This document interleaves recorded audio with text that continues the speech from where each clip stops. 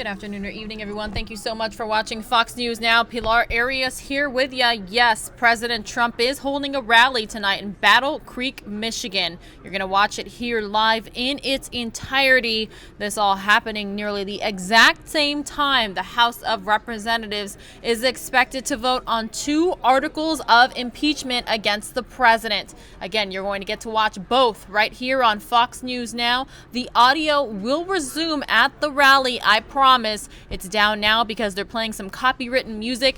As you can see from the podium there, the presidential seal isn't even on it yet, which means the president is still a little ways away. I do believe, though, that we have his Air Force One arrival, so I'm going to bring that to you right now on Fox News Now.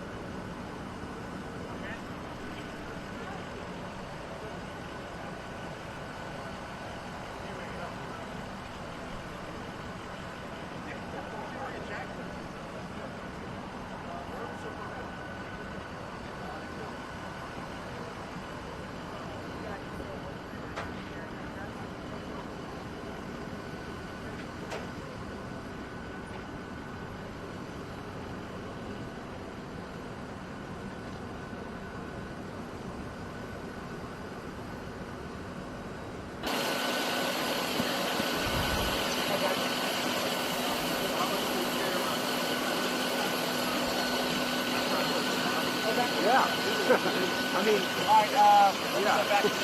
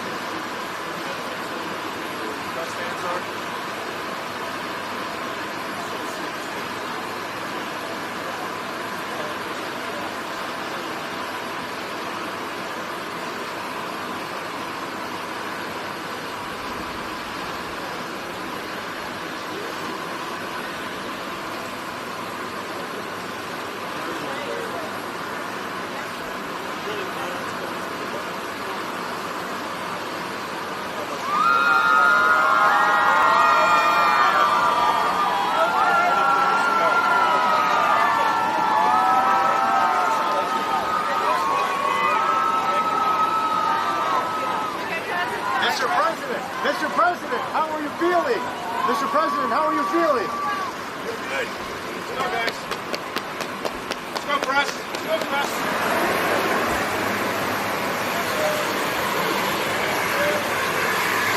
Feeling good. Press one. Press one. Let's go, guys. You go in first. Slide all the way up.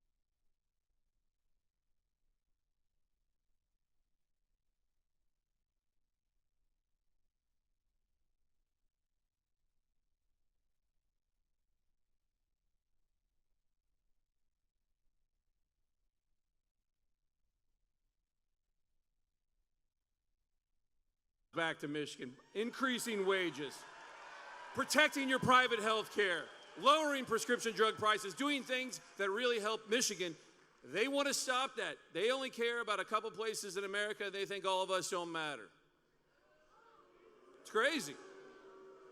I have a feeling They don't even know where Battle Creek, Michigan is. But anyways, all of you have to help us in 2020, though. Right?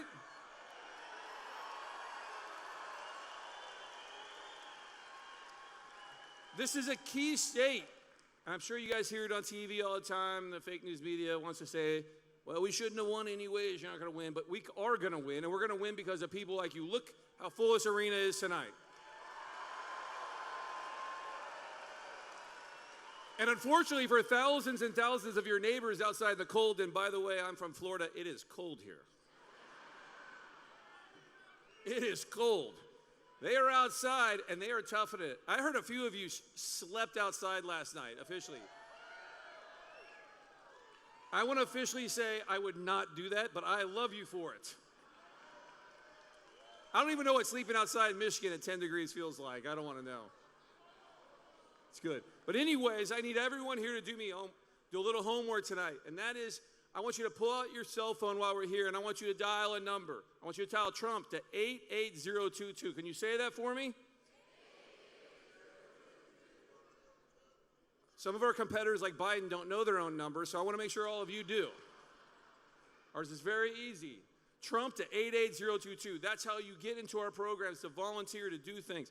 That is extremely important, because it takes every one of you to get there, to make the phone calls. We have an app coming out soon where you'll be able to call other Trump supporters. We'll be able to do door knocking programs, volunteer programs. We're going to have over 2 million volunteers in 2020. Your friends and your people alone, everyone in this room bringing a couple people to voting day could make all the difference in Michigan. Remember, we only won by 10,000 some votes in 2016. We need to win by many multiples of that next time, and the way we do that is people in this room, okay? So what number are you going to dial again? Michigan, you passed the test. Thank you very much, and the president will be out here soon. 4 more years, okay? Thank you.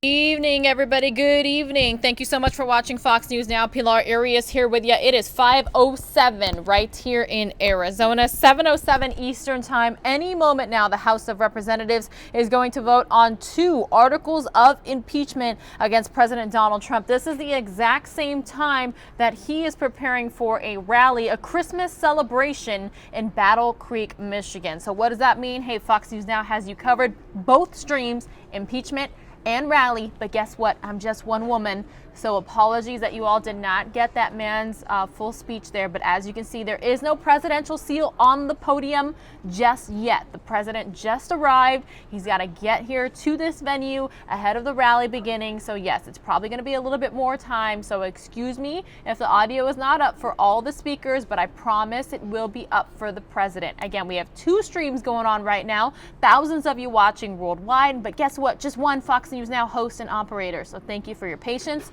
your understanding. I really appreciate you being here. Please like, share, subscribe. Let your friends, your family, your coworkers, your neighbors, everybody you know about us right here. And guess what? There goes that presidential seal. Looks like they're probably doing a height and a sound check, and everything is going well in Michigan. The rally should begin any moment now. Again, this is Fox News Now. Thank you so much for watching. Please subscribe while you're here. We'd really appreciate it. Again, 2 Fox News Now streams, 1 Fox News Now host and operator, but still, we're super happy that you're here.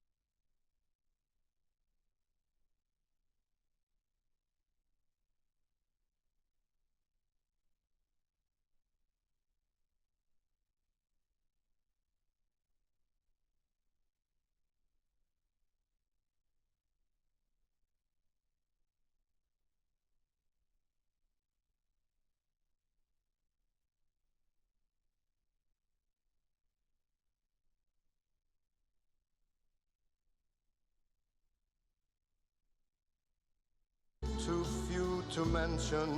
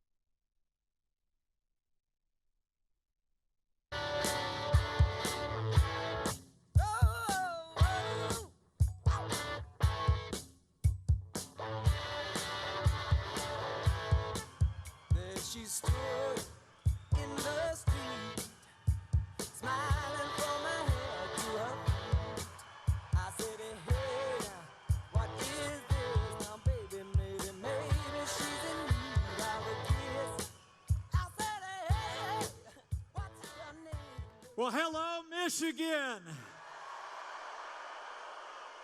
And Merry Christmas. To Michigan's own Ronna McDaniel, Laura Cox, and Michigan's next great Senator John James, it is great to be back in the Wolverine State. But I'm here for one reason and one reason only. And that is that Michigan and America need 4 more years of President Donald Trump in the White House.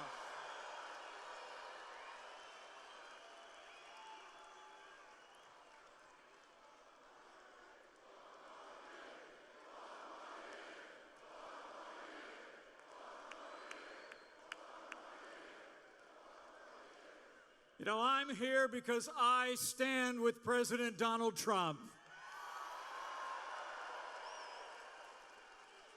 And when this president stands up for American jobs and American workers, I stand with President Donald Trump. And when this president stands up for faith and freedom in our armed forces, I stand with President Donald Trump.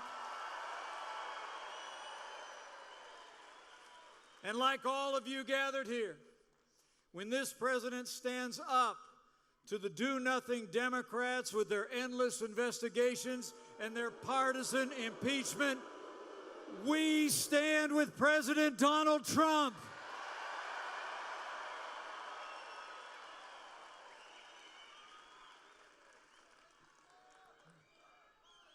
You know, what's going on in Washington, D.C. tonight is a disgrace. From day one of this administration, Democrats in Washington have been trying to overturn the results of the last election. And they're back at it tonight with this partisan impeachment vote. You know, the truth is, men and women, they're trying to impeach this president because they know they can't defeat this president.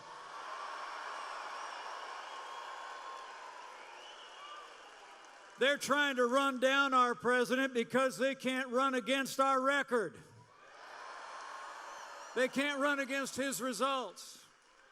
They're pushing this partisan impeachment because they know they can't stop you from giving President Donald Trump 4 more years in the White House. It's true. You know,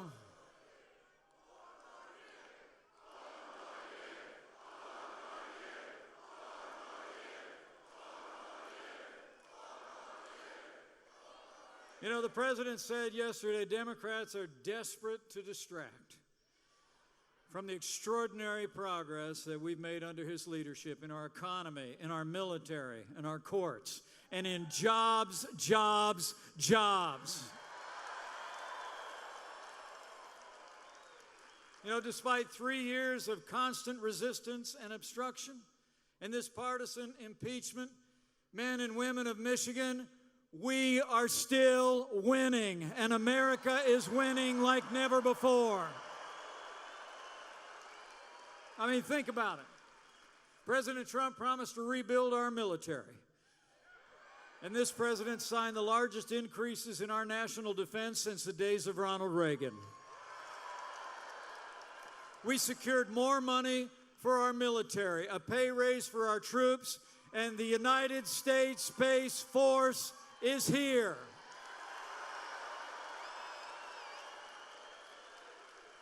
Under this commander-in-chief, we've made the strongest military in the history of the world stronger still. And with that renewed American strength, we've taken the fight to radical Islamic terrorists on our terms, on their soil. And last year, the armed forces of the United States captured the last inch of territory beneath the black flag of ISIS.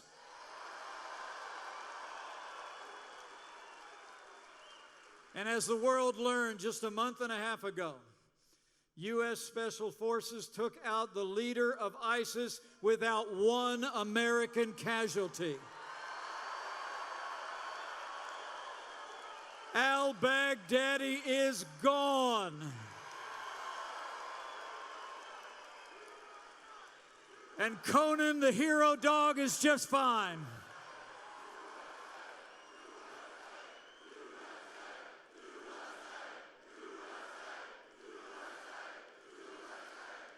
And President Trump promised to secure our borders as well.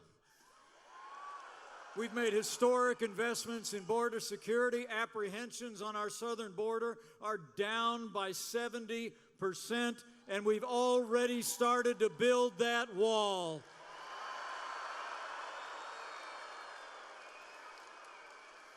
And President Trump promised to appoint strong, principled conservatives to our federal courts. And he's done just that. 170 conservatives to our courts, all of whom will protect the God-given liberties enshrined in our Constitution, like the freedom of religion, the freedom of speech, and the Second Amendment right to keep and bear arms.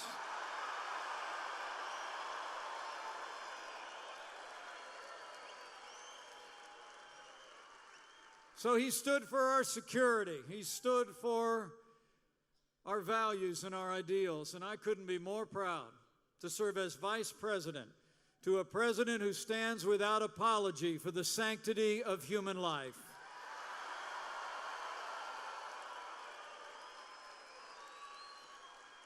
President Donald Trump has been delivering on a safer America, stronger foundation of our ideals and values. And he's been delivering on jobs, jobs, jobs. From the first day of this administration, President Trump promised to revive the American economy, and he's done just that. We cut taxes across the board. We rolled back red tape. We've unleashed American energy, fought for free and fair trade, and the American economy is booming.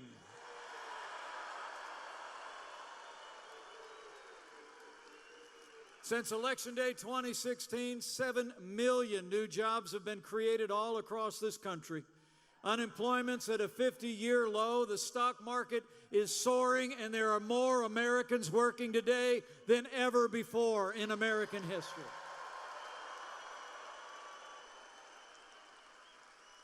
And this president has fought for free and fair trade that puts American jobs and American workers first. We've opened up markets around the world. We put China on notice that the era of economic surrender is over.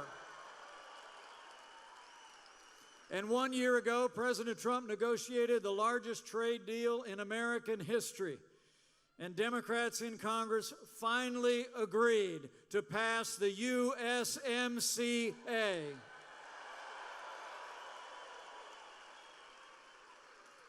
It's a win for American workers. It's a win for American farmers all across Michigan, all across America. And you know, when that bill comes to the floor of the Congress, there's going to be a lot of people taking credit for it. But I was there every step of the way. And I want to tell you, Michigan, President Donald Trump got it done.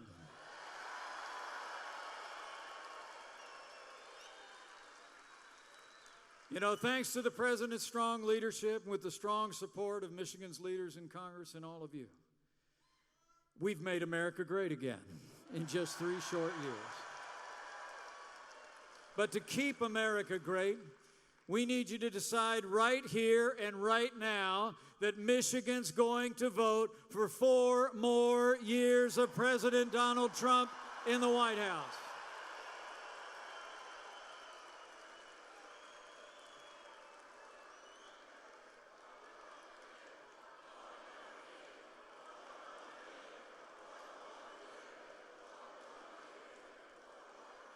You know, 4 more years means more jobs. 4 more years means more judges. 4 more years means more support for our troops. And it's going to take at least 4 more years to drain that swamp.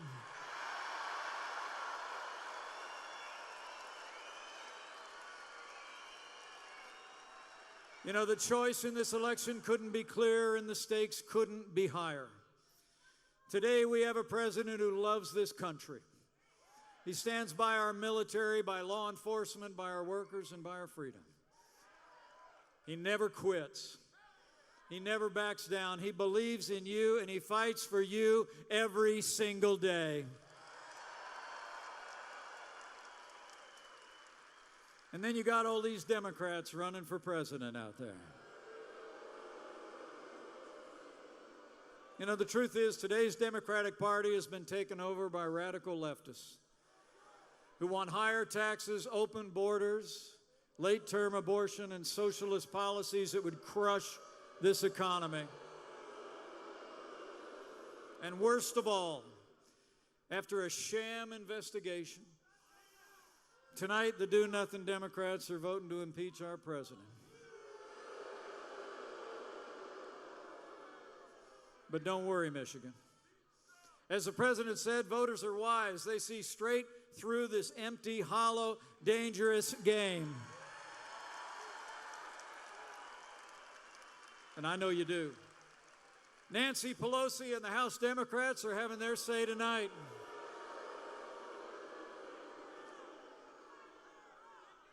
But the Republican Senate is going to have their say in January. And I know that here in Michigan and all across America, voters will remember in November. And we'll vote to elect a new Republican majority to the House. We'll send John James to the Senate, and we'll re-elect President Donald Trump for 4 more years.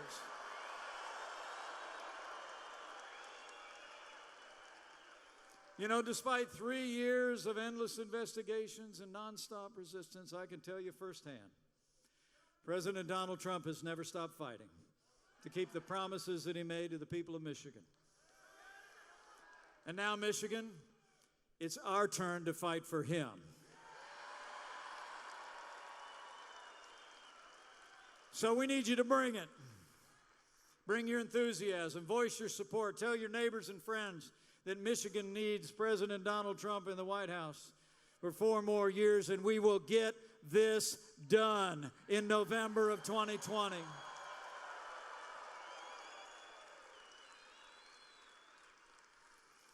Now, the president's going to be out in just a few minutes. But he wanted to wait to see that strong, unified Republican vote on the floor of the Congress tonight. And I got to tell you, folks, I know when the president comes out here, he'll be just as encouraged as I am to see all of you. And I'm absolutely convinced, with your continued enthusiasm and support, with re-elected Republicans at every level across Michigan and across America, with President Donald Trump in the White House and John James in the United States Senate, and with God's help, we're going to make Michigan and America more prosperous than ever before. We're going to make Michigan and America safer than ever before. And together, we're going to keep on winning. And together, we will keep America great.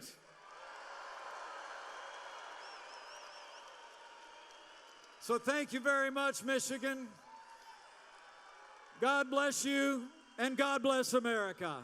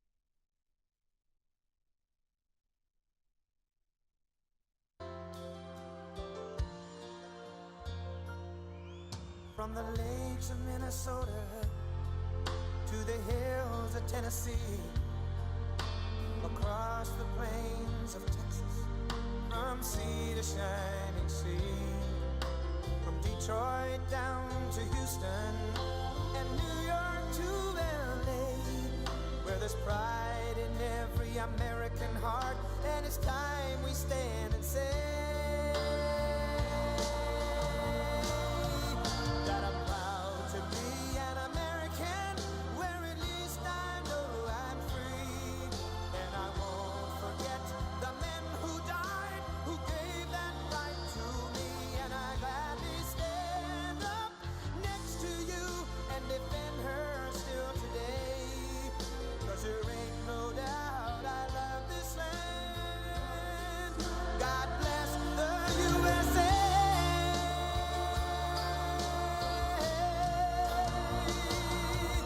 And I'm proud to be an American, where at least I know I'm free. And I won't forget the men who died, who gave that right to me. And I gladly stand up next to you and defend her still today. 'Cause there ain't no doubt I love this land. God bless the USA.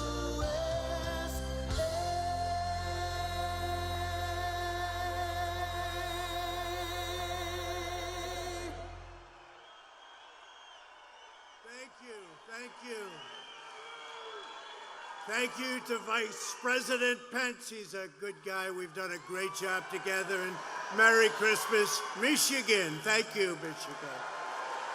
What a victory we had in Michigan. What a victory. Was that one of the greats? Was that the greatest evening? But I'm thrilled to be here with thousands of hardworking patriots as we celebrate the miracle of Christmas, the greatness of America, and the glory of God. Thank you very much.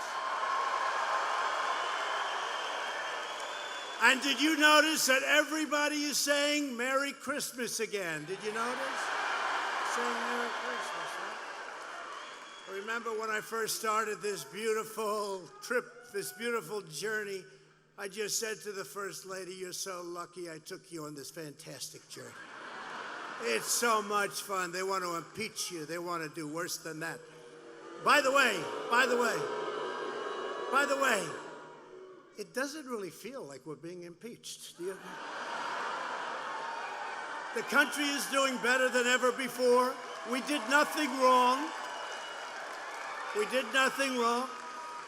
And we have tremendous support in the Republican Party like we've never had before. Nobody's ever had this kind of support. But this sacred season, our country is thriving, and it's thriving truly like it has never happened before, to the extent what's happening now. And by the way, your state, because of us, not because of local government, but because of us, because of the job that we've done, because I understand she's not fixing those potholes. That's what the word is. It was all about roads, and they want to raise those gasoline taxes on you. We don't want to do that. But she's not fixing the potholes. But Michigan's had the best year it's ever had. Best year it's ever had. And that's because we have auto companies expanding and thriving, and they're coming in from Japan, and they're coming in from a lot of other places. Look what's happening. And you know, I don't know if you know this, but probably 10 years ago, I was honored. I was the Man of the Year by, I think, somebody, whoever. I was the Man of the Year in Michigan. Can you believe it? A long time. And that was long before I ever decided to do this.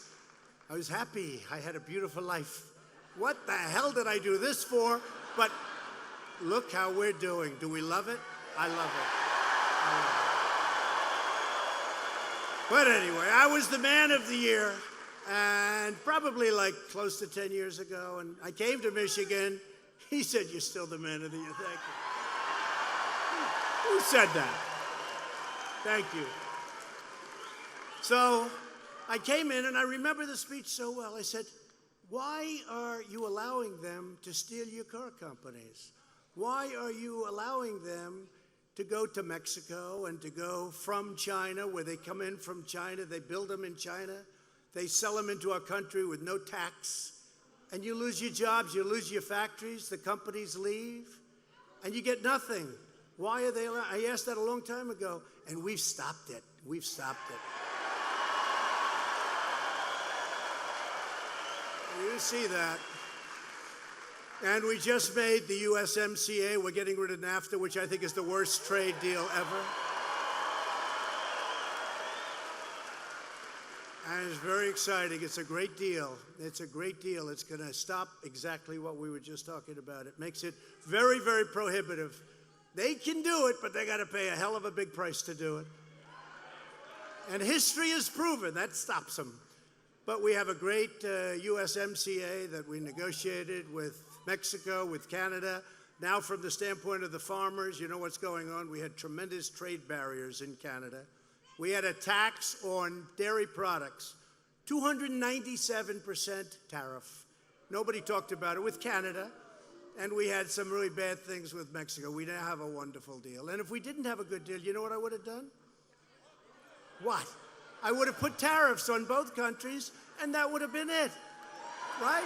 And that would have been it.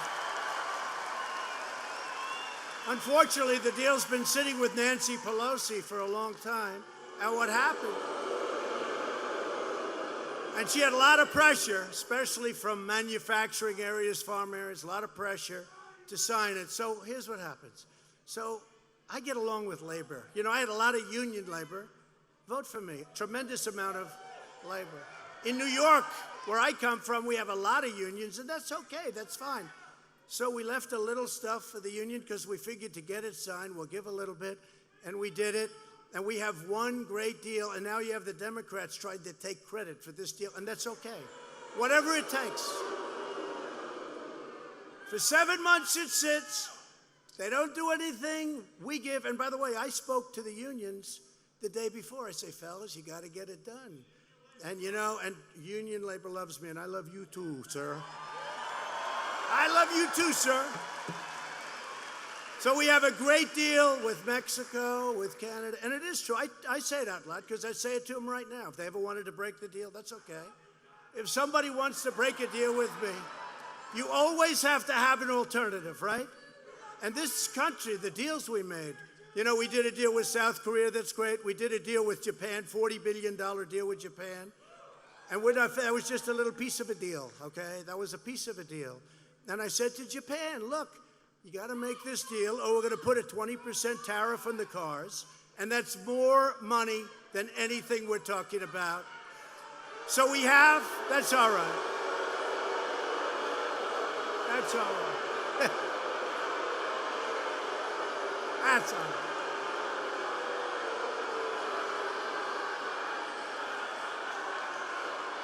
That's all right.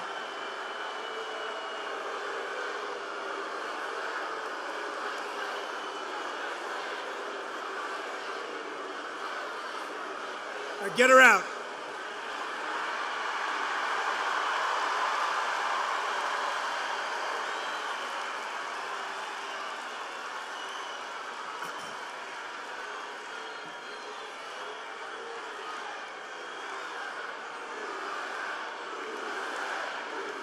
Get her out of here.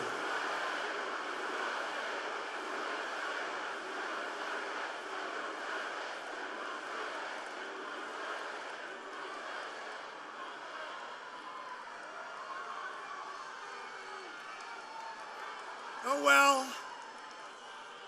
you're about to hear the greatest speech you've ever heard, and that's going to be the publicity, because all the fake news back there will say, massive riot.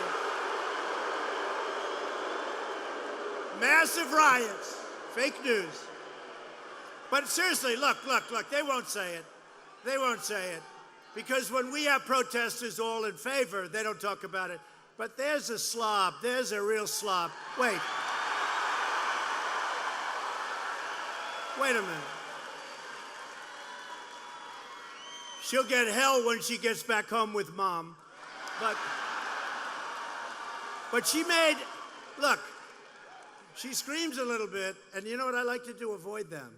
Because, you know, I'll tell you the big problem. I could hardly hear her. What happens is all of you people go crazy. Look, look, look. And the place, okay, so there's one disgusting person who made, who made I wouldn't say this, but made a horrible gesture with the wrong finger, right? Now, they won't say that, the fake news. They won't say it. If one of us did that, it would be like the biggest story ever. I think it's terrible. And I'll tell you the other thing. I don't know who the security company is, but the police came up, but they want to be so politically correct. So they don't grab her wrist lightly and get her out. They say, oh, would you please come? Would you please come with me? Sure. Ma'am, would you? And then she gives the guy the finger, and he, oh. You got to get a little bit stronger than that, folks. No, I hate to see it. I hate to see it. But of course, the guy's afraid that, you know, he'll grab her wrist lightly and he'll be sued for the rest of his life, that you've destroyed her life. No, but I think it's a terrible thing. And here's what happens, though. These fakers back there, they're the most dishonest people in the world. They'll go back.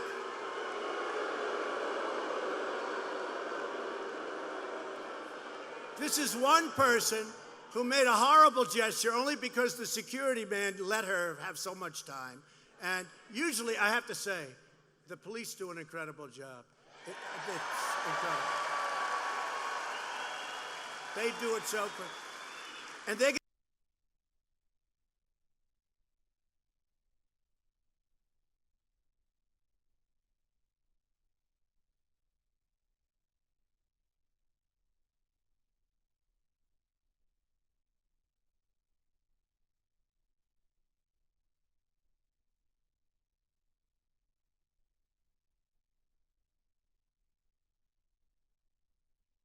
making another group of tariffs 7.5%. This gives us a lot of currency to do the phase 2 deal, which they want to start.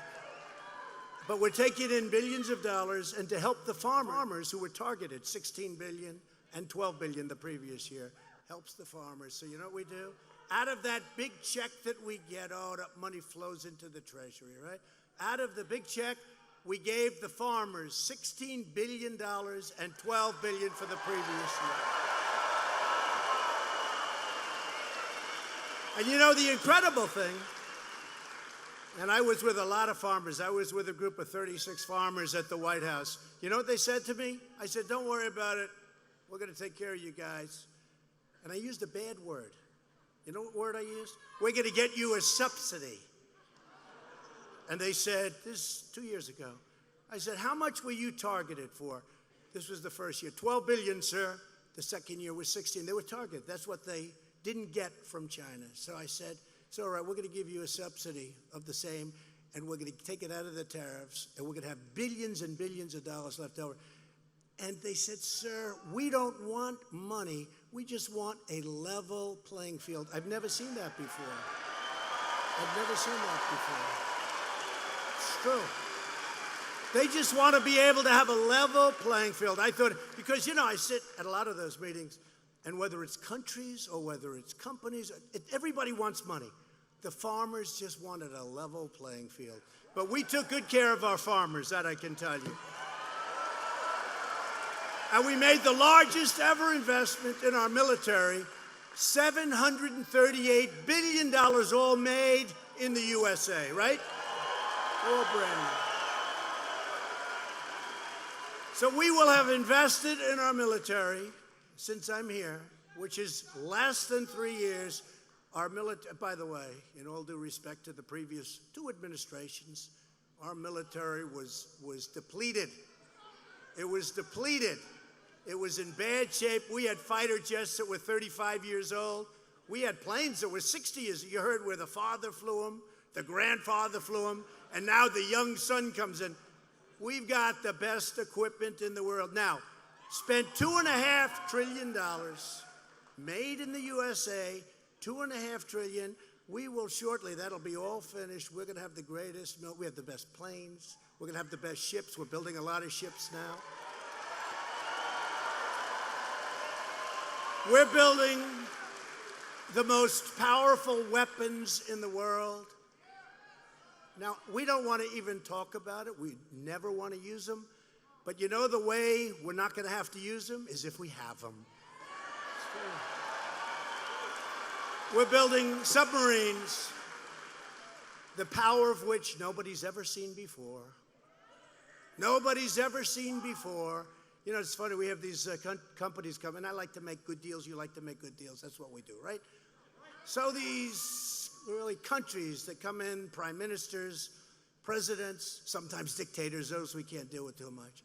Sir, we'd like to buy a nuclear submarine. I say, no thanks. I turn them all down. You have no idea how many people, but we're building some of they're the most powerful weapons ever made by man or womankind. I say mankind and womankind. See, in the old days, I would say mankind. Now I say mankind, womankind. This way I don't get in trouble with our friends. But we have the most powerful in the world, and what we're doing is incredible. What we're doing with missiles, with rockets, with everything. And you know what? Again, we don't want to ever have to use it, but we will never have anything like what's mostly been built. We have the F-35. It's stealth. It's stealth. And I was at one of the areas where they're displaying it, and I went up to the pilots, and honestly, they're better looking than Tom Cruise, okay? Good movie. Good guy, too, by the way. The face is equal, maybe slightly better. The body's bigger and stronger. They can definitely, he goes like me now. They can definitely fight. They're the real deal. These guys are so good looking. I said, you could be a movie star, go to Hollywood. No, sir, I like doing what I'm doing. So I said to these guys, you got to see, just like central casting, I said, fellas, how good is this plane? They said, sir, it's great. Why? Because the enemy can't see it. That helps. Stealth. It's actually called super stealth. So I said, you mean they can't see, so you shoot at them, but they can't? He said, they have no idea where we are, sir. I said, that sounds good to me. Nobody does it. Nobody can do it. We have the whole thing, and we've ordered a lot of those planes. We've ordered a lot of great stuff.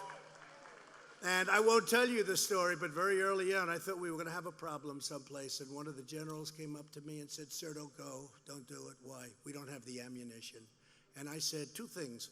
I never want to hear a president, right? We never want to have a president hear that again, nor do we want a president to have to go through the crap that we're going through right now. Those two things.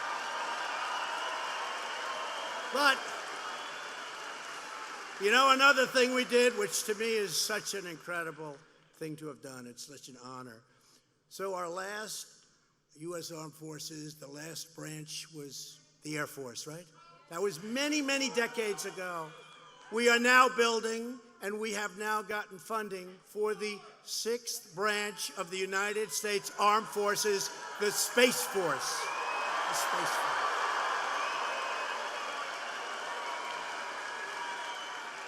So I'll be able to tell my kids someday and everybody else, see that Space Force? That was my baby. And you think that was easy? That's not easy. Because you have Democrats that do not like our military. They do not like our military. And we did something yesterday because for 3 years I would see people that run, incredible people, the heads of the historically black colleges and universities in the country. And every year they'd come in and they'd be looking for help. They needed help, and they do need help with it, and it's great. And they do an incredible job. So many great schools, but they need help. And every year they'd have to come and come. I got to know them, actually. I said, the only bad thing is you won't see me too much anymore because we just provided record funding for our nation's historically black colleges and universities.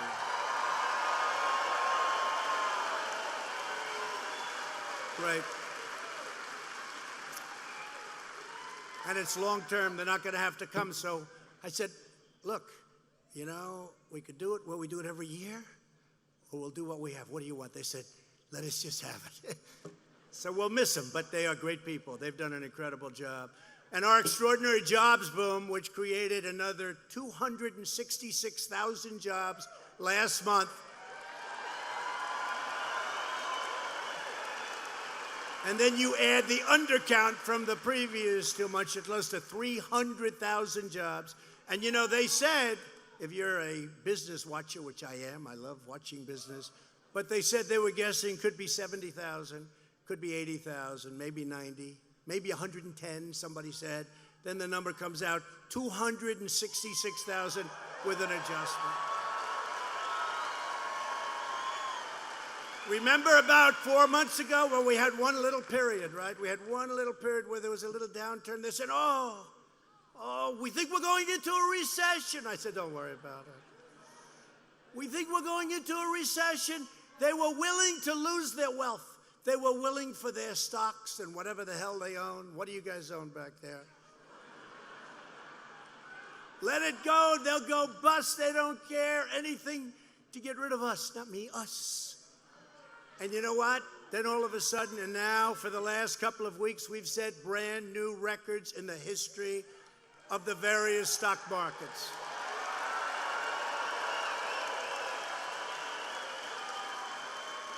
So as of yesterday, we've had 133 record days in the stock market now, and that's in less than 3 years.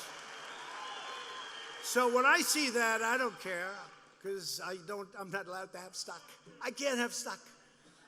They consider it a conflict of interest, and that I can't understand. I mean, I can't.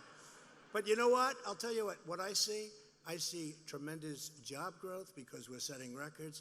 But you know what I also see?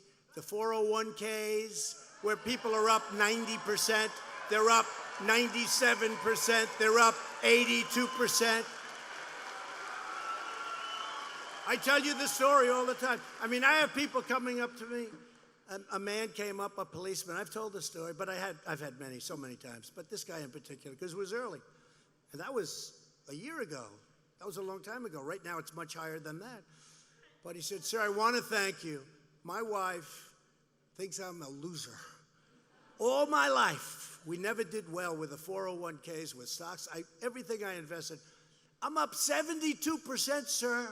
She thinks I'm a financial genius. She's so in love with me. She's so in love. She said, darling, I think you're one of the greatest investors. Why don't you do this professionally? And I don't even know what I'm doing, sir. I just have all these stocks. So I just want to tell you, I look at a 401k. Who has 401ks here, right? So that's what I see. I don't care about the rich ones. I care about everybody. I care about everybody, actually. So, Ford Motor Company just announced that it is investing $1.5 billion in 2 auto factories in the Detroit area, creating another 3,000 Michigan jobs.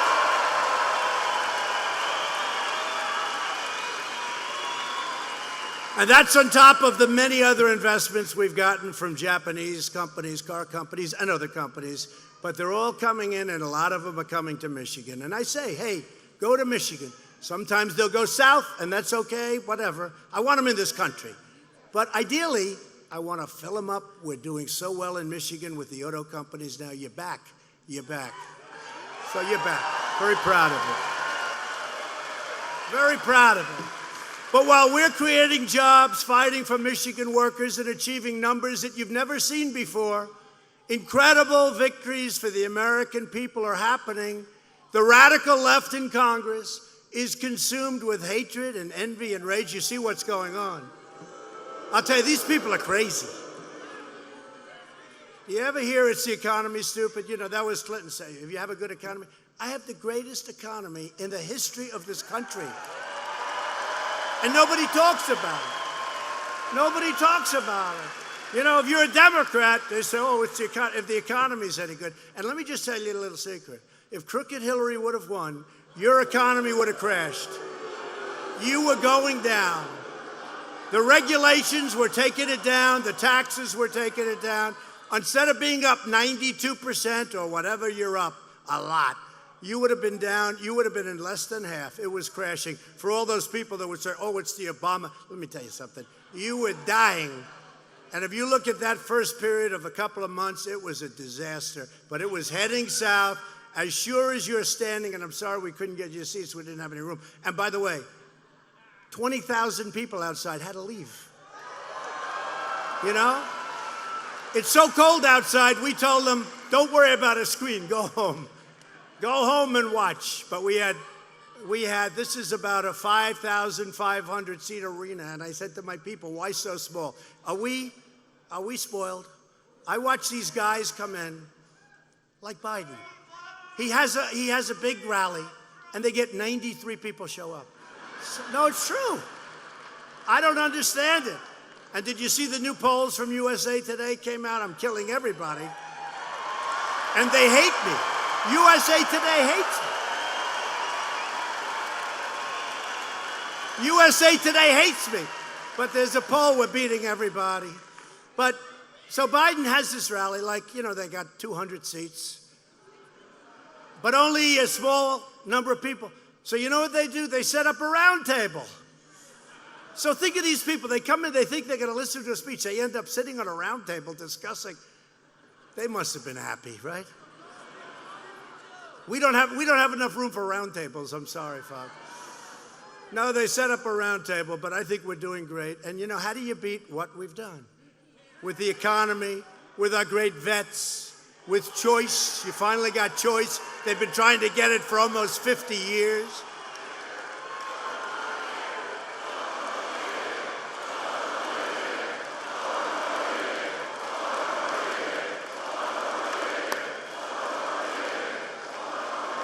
See, these people back here, your seat or stand is better, right? Right? But you know what? They're going to be much more famous. Because the cameras can't see you, they can only see them. And you know, the other thing, the cameras, you ever notice, I go to these stadiums, 25, 30,000 people, they never show the crowd. You know why? Because they don't want to have, if crazy Pocahontas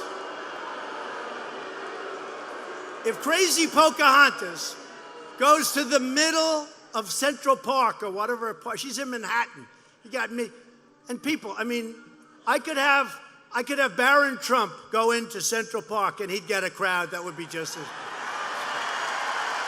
He's 13. He'd get a bigger crowd. But if she has a crowd, oh, these crowds are so big. I've had crowds over the last couple of weeks. We went to different Pennsylvania, Florida. I mean, thousands and thousands of people can't get into these, you know, NBA arenas, right? Big arenas. And we set records at everyone because we used the floor. Thank you, I appreciate it. But we used the floor, right? The basketball court. So we set records at every arena. They never even mentioned the crowds. They never mentioned the crowds. It's sort of amazing. You know what? I don't think we've ever had an empty seat. From the time I came down the escalator, that's a long time ago, I don't think we've ever had an empty seat.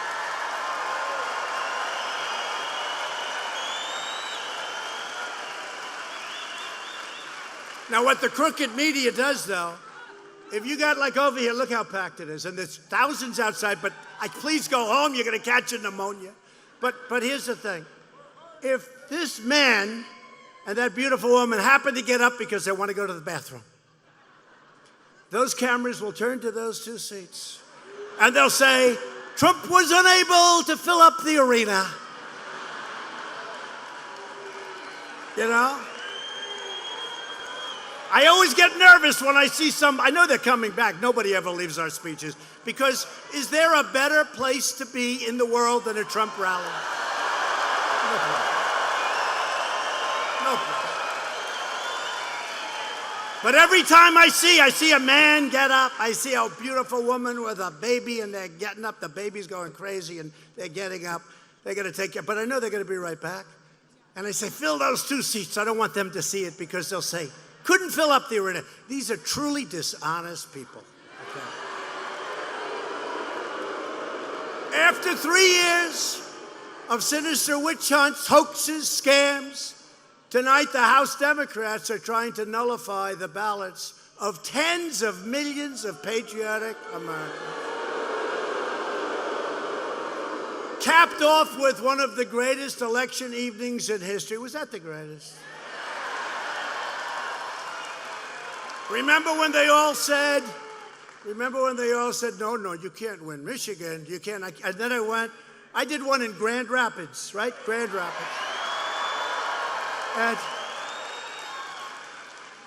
we had 32,000 people that night. It was 1 o'clock in the morning. That means it was election day when I started speaking.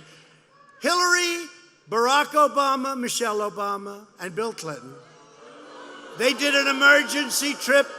To Michigan at 6 o'clock. They got here at prime time. They started to speak. She had 500 people. I got here at 1 o'clock in the morning the next day, which is now election day. How many people were there? 32,000. 32,000 people outside, inside. It was the last speech in Michigan. And they said, well, sir, it's very hard to win Michigan. I said, why would it be hard? Here's the beautiful thing. Everything I told you, I've done, but much more so. I said I was going to bring car companies back. I said I was going to bring I just hope you people know that. I just hope you know it. But I'll never forget that night. And, in all fairness to Bill Clinton, he used to be a friend of mine until I ran for office. Sure. I like him. But he told, the way they tried to shut him out, right? Because he's a pro. He's an instinct guy, right? He's instinct. He doesn't need polling companies and all. Who the hell wants him? If you want a polling company, pick up the newspaper. The problem is the newspaper polls are more fake than the news they write. They write fake polls. It's true. They write fake polls. You call them suppression polls. You read them and you get depressed because it looks like you're doing badly. They do that. I think it's almost worse than what they write, and you can't get much worse than what they write. So what happens is Bill Clinton said to Crooked Hillary, his very dishonest wife, said, Crooked Hillary, do you think he calls her Crooked Hillary? He might. Maybe he just calls her crooked. He said, Crooked, I'm telling you, Crooked, I don't like what I'm seeing in Michigan. I don't like what I'm seeing in Wisconsin either. Said, I took a trip to Wisconsin, and I'll tell you what, they had those Trump-Pence signs all the way to the convention area, every lawn. I don't like Wisconsin. And they said, oh, don't worry about it. What the hell does he know? They told him, what do you know? Remember they shut him out at the end? They didn't want him talking. He was right. I mean, I don't want to cause any problems in the family, but he was right. But he talked about Wisconsin and he talked about Michigan. He said, Crooked, I'm telling you, Crooked, I don't like what I'm seeing in Michigan. I was in Michigan, and I'm telling you, had those damn signs. I saw some houses where they had 4 of them on one lawn and 2 of them on the car.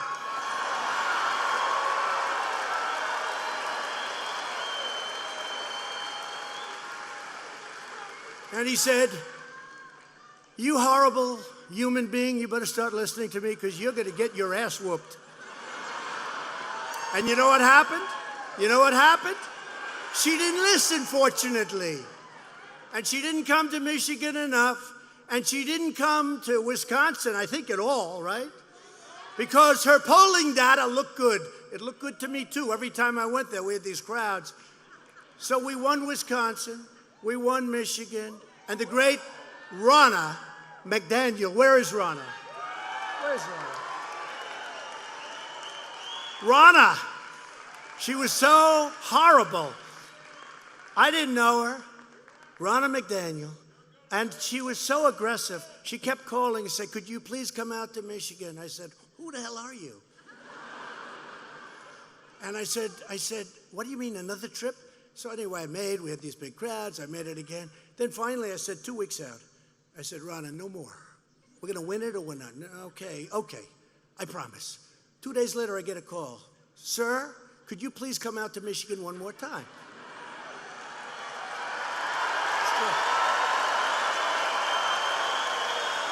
So I said, she was the campaign chairman in Michigan. So I said, okay. And then I got the ultimate call. 6 o'clock in the evening for this final deal in Grand Rapids. Sir, could you come to Michigan tonight? And I thought I was just about finished. I went to a last great state, and I said, it's over. Now I sit back and I watch it. Let's see what happens, right? But she said, could you come to Michigan? I said, that is the most aggressive human being I've ever met. And we did it.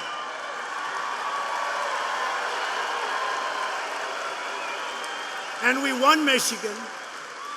And the word is that we're much higher right now in the polls than we were ever in 2016 in Michigan. You better remember when you walk into, it's November 3rd this time. November 3rd. By the way, though, that evening, that incredible evening in November, right?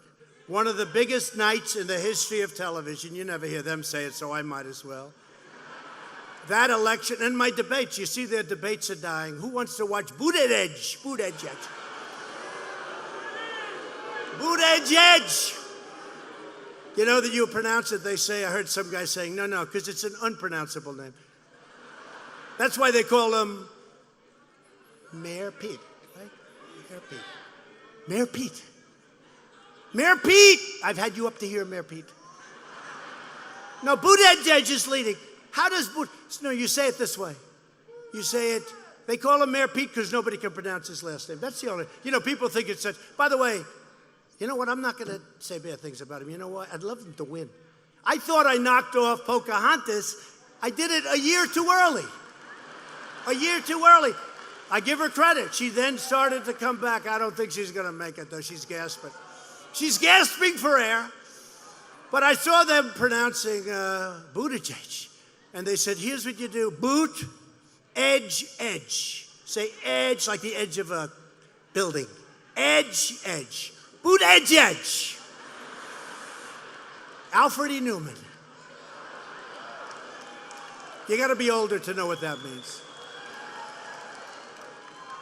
But congressional Democrats are directly attacking 2.3 million Michigan voters who rose up in 2016, won the state, and now the Democrats are very upset.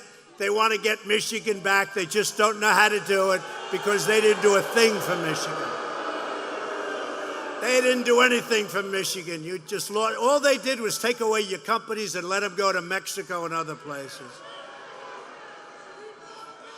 I don't know if you know it, Mexico has 32% of your car business. You know that, right? Not because of me. They're not moving. But Mexico has 32% of our car business moved to Mexico. Can you believe this? Before I got there. But that's what I used to talk about. I said when I was honored that night, I said, how do you let this happen? How do you let all these companies leave? It used to go. It's probably maybe the single biggest reason I ran for president. It might be the single, and I had a lot of them. Immigration, I had a lot of them, but that may be the single biggest. With today's illegal, unconstitutional, and partisan impeachment, the do-nothing Democrats, and they are do-nothing. All they want to do is focus on this. What they could be doing are declaring their deep hatred and disdain for the American voter. This lawless partisan impeachment is a political suicide march for the Democrat Party. Have you seen my polls in the last 4 weeks? It's crazy. You know why? Because people, we have an election right down the road. I announced 3 months ago that I'm running, right? I'll give you a little clue. I announced because I figured once I announced they'd never impeach, nobody would be so stupid. But they've been trying to impeach me from day one. They've been trying to impeach me from before I ran, okay? Because if you remember, when I ran, I went immediately to number one, never came off number one. We had center stage from day one in the debates. So we had, 14, 15 debates. We had a total of 18, actually. People forgot there was one that they never talk about, but that's okay. But we had 18 people, and I was center stage. And I said, wait a minute, this is no good. I want odd numbers.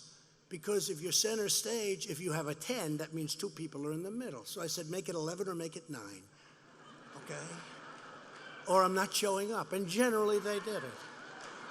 Because we were way ahead from the beginning, but I made a lot of great friends out of that group, and many of them are good friends today, although you wouldn't know it based on they say that was the meanest. That was a pretty mean primary, you gotta say. Wasn't that fun? Through their, I liked it, through their depraved actions today, crazy Nancy Pelosi's House Democrats have branded themselves with an eternal mark of shame, and it really is, it's a disgrace. Democrat lawmakers do not believe you have the right to select your own president. They think that the Washington swamp, which we believe it or not, it ain't easy because they got so much stacked, including these guys. You know what? These guys are a part of the Democrat Party. They are a part of it. You might as well call them Democrats. No, the media, look, I know. You know, it's hard for somebody to know if you're not the subject, because how do you know the New York Times is totally dishonest, or the Washington Post, or ABC is so bad, CBS so bad, NBC, I made a lot of money for NBC with The Apprentice, right? A lot of money, a lot. Plus we had the #1 show a lot, and they had nothing in the top 10 except a thing called The Apprentice. And they treat me so bad. I brilliantly said, well, one group I know will treat me well, NBC. I call it Comcast. You know, it's owned by Comcast. They're just as bad as CNN, and they're just as bad as MSNBC. And by the way, CNN and MSNBC, their ratings are down the tubes. It's great. I love it. I love it. But they think the Washington swamp should be able to veto the results of an election. That's what they think. There's never been a time like this. Think of it. You have the greatest economy in the history of the world. Other countries come to see me, all of their leaders, and they say, sir, first thing, sir, congratulations on your economy. We're trying to do the same thing. Congratulations, sir. And these guys don't like talking about it. And if they do, they say, Obama did it. Oh, Obama. Remember, Obama said, you will never be president. He will never be president. Then remember, he said, I will consider it a personal affront if you allow him to be president. And then I became president. He wasn't so happy. And in all fairness, he campaigned harder than crooked Hillary because he had more strength. I mean, I go to these places, you know, Secret Service. They take me, I haven't seen a lobby in 3 years, it's true. I go through basements, I pass compactor plants.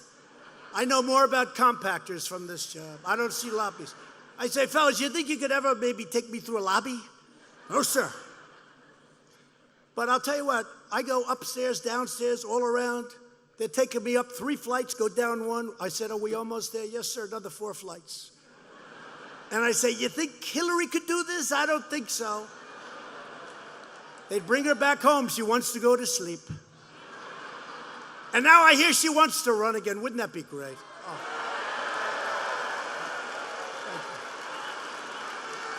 Thank you.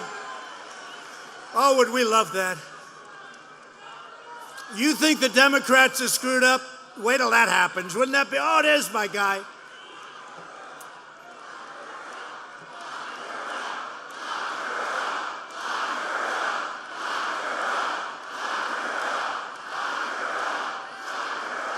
Well, look, based on the FBI report, you just saw what happened with the IG where they came out with the FBI. Based on that, you know what? I never stopped you, but now think of what they did. Think of what they did. Think of how dishonest it all was. They shouldn't even be allowed to have an impeachment because it was based on dishonesty. It was based on illegality.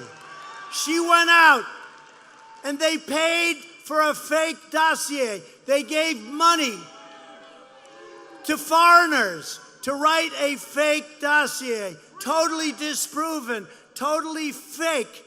The FBI then took that fake dossier and they used it in the FISA court to get approval to spy on my campaign. And if we were Democrats, they would have been in jail 2 years ago.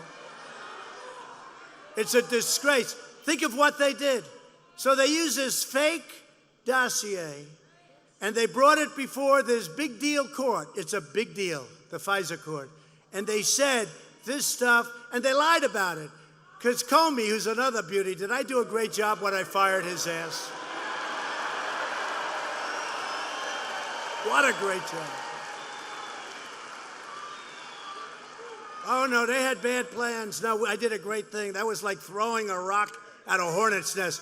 Did that place explode?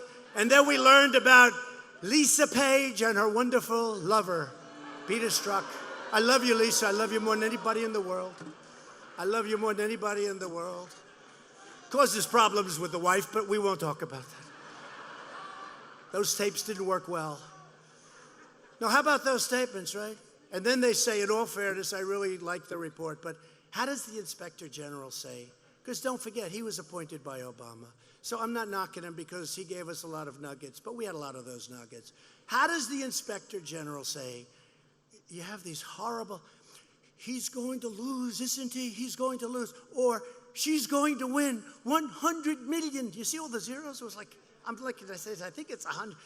He's going to lose 100-1, isn't he, Peter? I love you so much, Peter. I've never loved anyone like you. He's going to lose 100 million to 1, Peter, right? That's right. He's going to lose 100 million to 1. But there's no bias. How about the insurance policy? To me, the greatest. Just in case she loses, we have an insurance policy. We're in the insurance policy right now, folks. We've been in it for 3 years. That's what they meant. I mean, the insurance policy is on an artificial respirator because we're doing awfully well. And I'll tell you something. Rush Limbaugh said it. Sean Hannity said it. Laura Ingraham said it. Tucker said it. Ainsley said it. But a lot of people have said it. They said there's nobody in the world that could have handled that stuff that happened and still created one of the greatest economies and done more than any other president ever before in the first 3 years. I understand that. I understand that, but it's my life. Very unfair to my family. I have to say this. Very, very unfair to my family. What they put my family through is a disgrace. Me, it's my life. It's fine. I do. But you know what? What they put my family through is a disgrace, and they ought to be ashamed, and we should get apologies all over the place. So yesterday I sent Pelosi a letter denouncing and condemning her party's outrageous abuse of power. That's what it is. They have nothing. They're the ones that should be impeached, every one of them.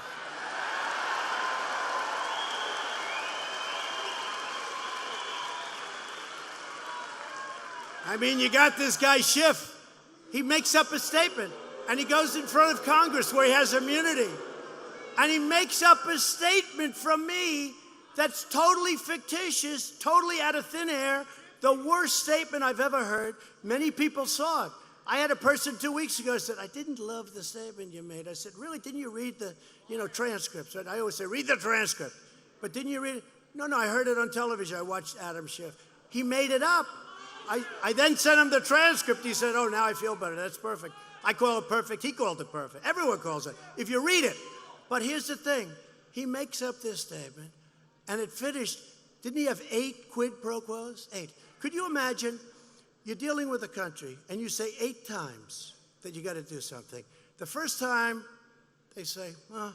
The second time, they say, that's strange. Third time, they say, what's wrong? You said 8 times? 8 times. They'd have you arrested. They'd have you put into an insane asylum.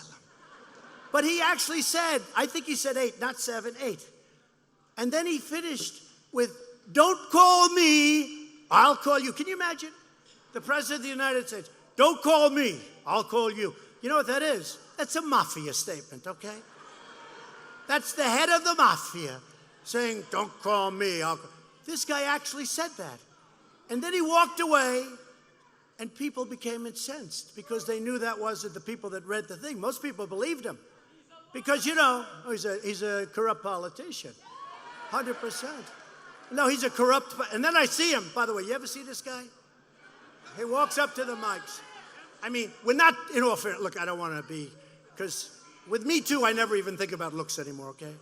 I don't talk about looks of a male or female. But in his case, let's just say, last time I'll ever refer to this, he's not exactly the best looking guy we've ever seen. So, no, any mic, he walks up to the mic, and he's so, this is a sad, sad day for America. Our president is an employee of Russia. I have absolute proof that the president, this is at the beginning, and every week they say, where's the proof? It's coming, it's coming. Then we get the Mueller report, nothing. And I'll tell you what, I know some of the people in this audience, if I spent not 45 million, not 18 Trump haters, okay? Angry, I call them the angry Democrats. It was 13, then it went to 18, and then Mueller. Did Mueller do a good job? Did he do a good job? How was his performance in front of Congress? Not the best. But think of this, 45 million they spent. And you know, I heard somebody say, well, we got back some of that money. Let me tell you, you cost this country billions and billions and billions of dollars in all of the things that didn't get done, in all of the embarrassment to our country. You cost billions and billions of dollars, and it was a hoax.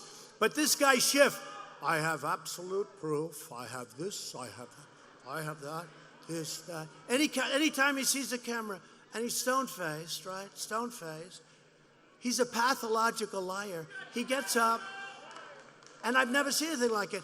Even I was saying, I wonder what he has. What does he have? He says, I have absolute. I said, I haven't spoken to Russia in years. What the hell do I have to do with Russia? But this guy gets up. Oh, I think we have a vote coming in. So we got every single Republican voted for us. Whoa. Whoa. Wow. Wow, almost 200. So we had 198, 229, 198. We didn't lose one Republican vote. And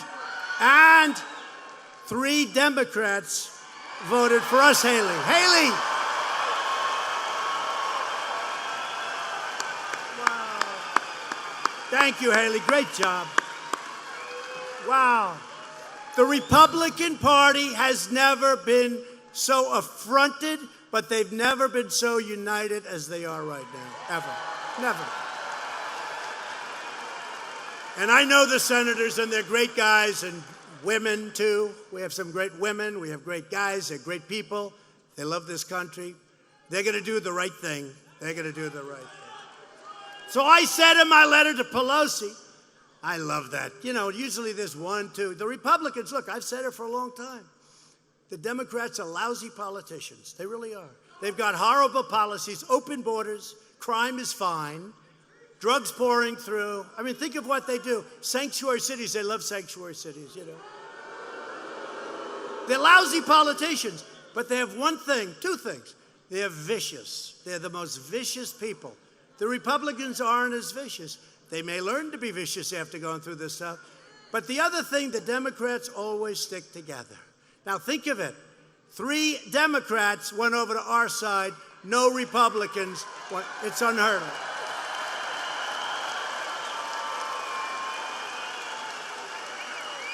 And by the way, this is for 100 years. I'm not just talking about this little point in time. The Republicans are known as it's always harder to stick together. These people are great. We have a great Republican Party, and we have to get that change. We have to take back the House. You'll have the greatest health care ever if we take, and by the way, we had another victory. The individual mandate just a little while ago, came over the wires. It was just upheld. The individual mandate is now gone, the most unpopular part of Obamacare. It was just upheld. So I said in my letter to Pelosi, by proceeding with your invalid impeachment, you're violating your oath of office. You're breaking your allegiance to the Constitution. You're declaring open war on American democracy. You dare to invoke the Founding Fathers in pursuit of this election nullification scheme, yet your spiteful actions display unfettered contempt for America's founding and your egregious conduct. And listen, though, it's so true. It threatens to destroy what our founders pledged and, in fact, their very lives to build. You are the ones interfering in America's elections. You are the ones subverting America's democracy. We did nothing wrong, nothing whatsoever. This was just an excuse. You are the ones obstructing justice.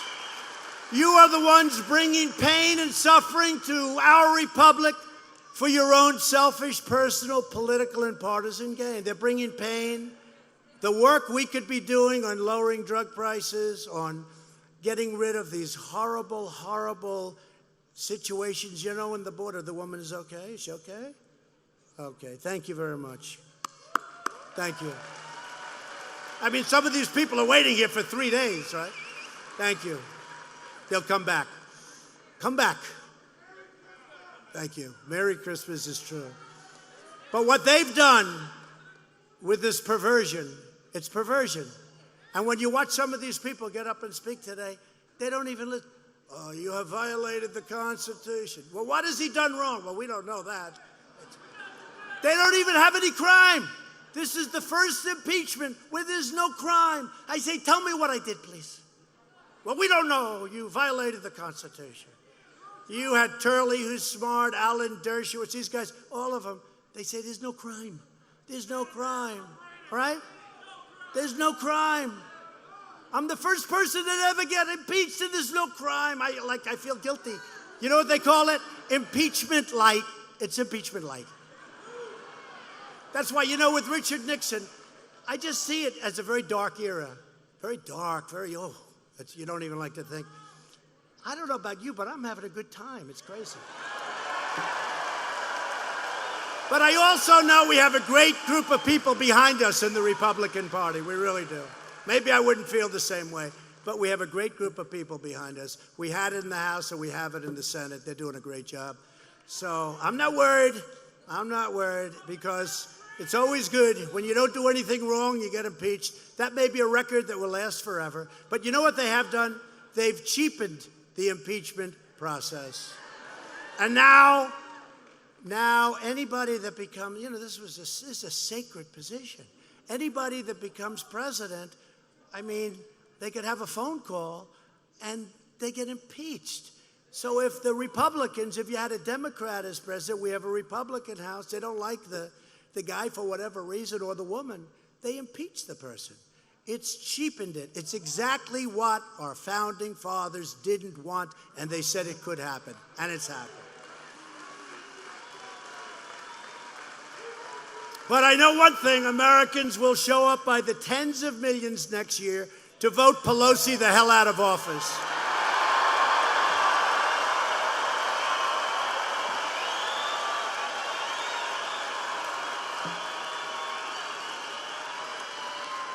But it's so disappointing.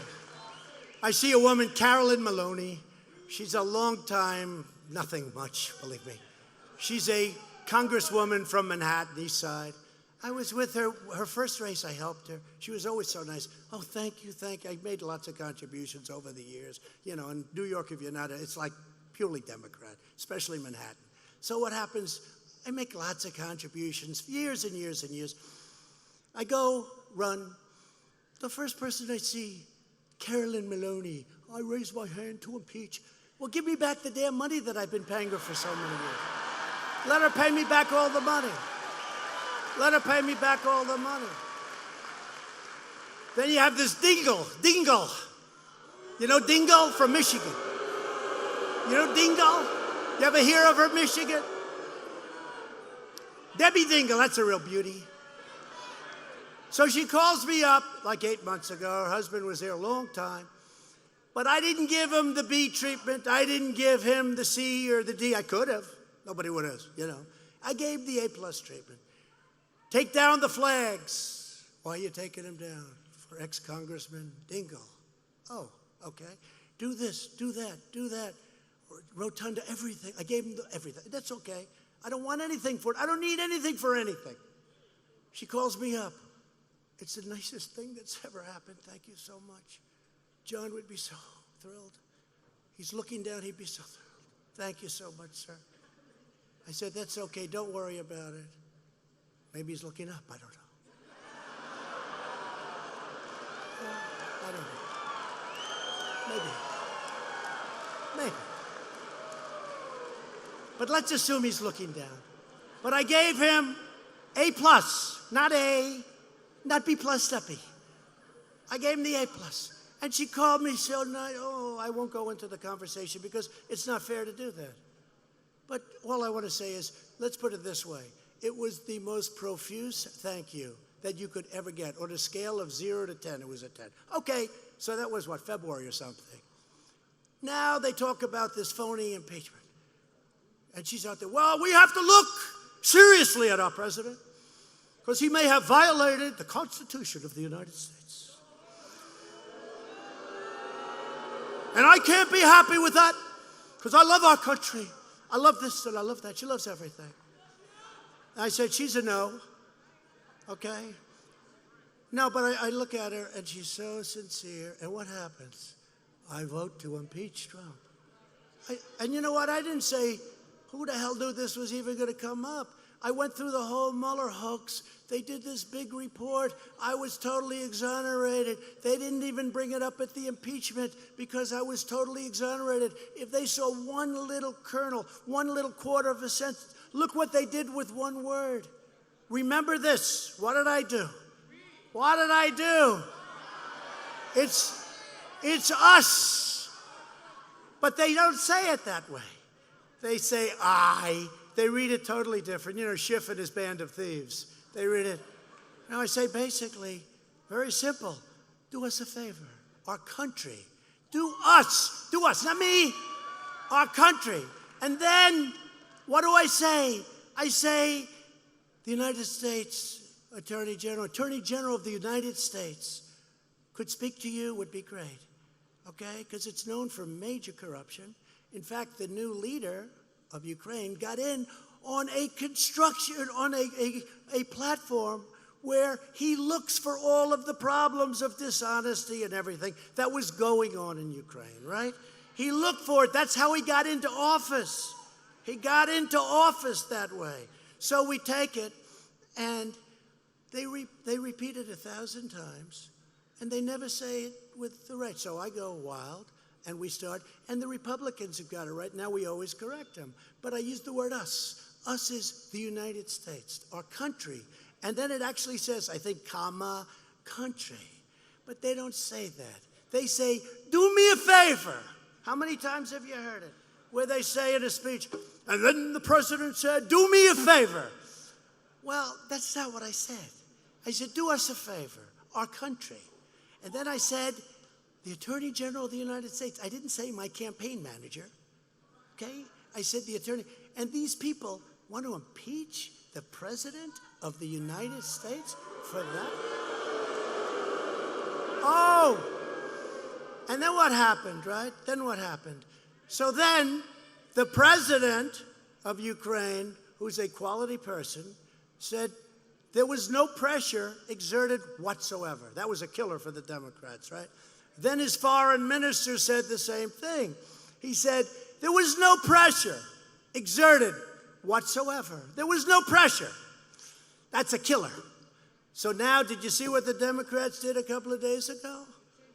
They tried to say that he's not a strong person, that he was weak. They used the word weak, that he was weak. And under the power of Trump, he said, do you know how insulting that is? Anybody that becomes president of a country, and that's a big country and it's a tough country, you got to be tough. He's tough.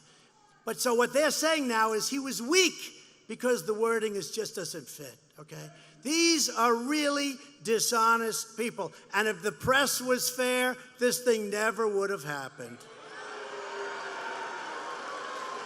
So the House Democrats are surrendering their majority, their dignity, their reputations. They look like a bunch of fools.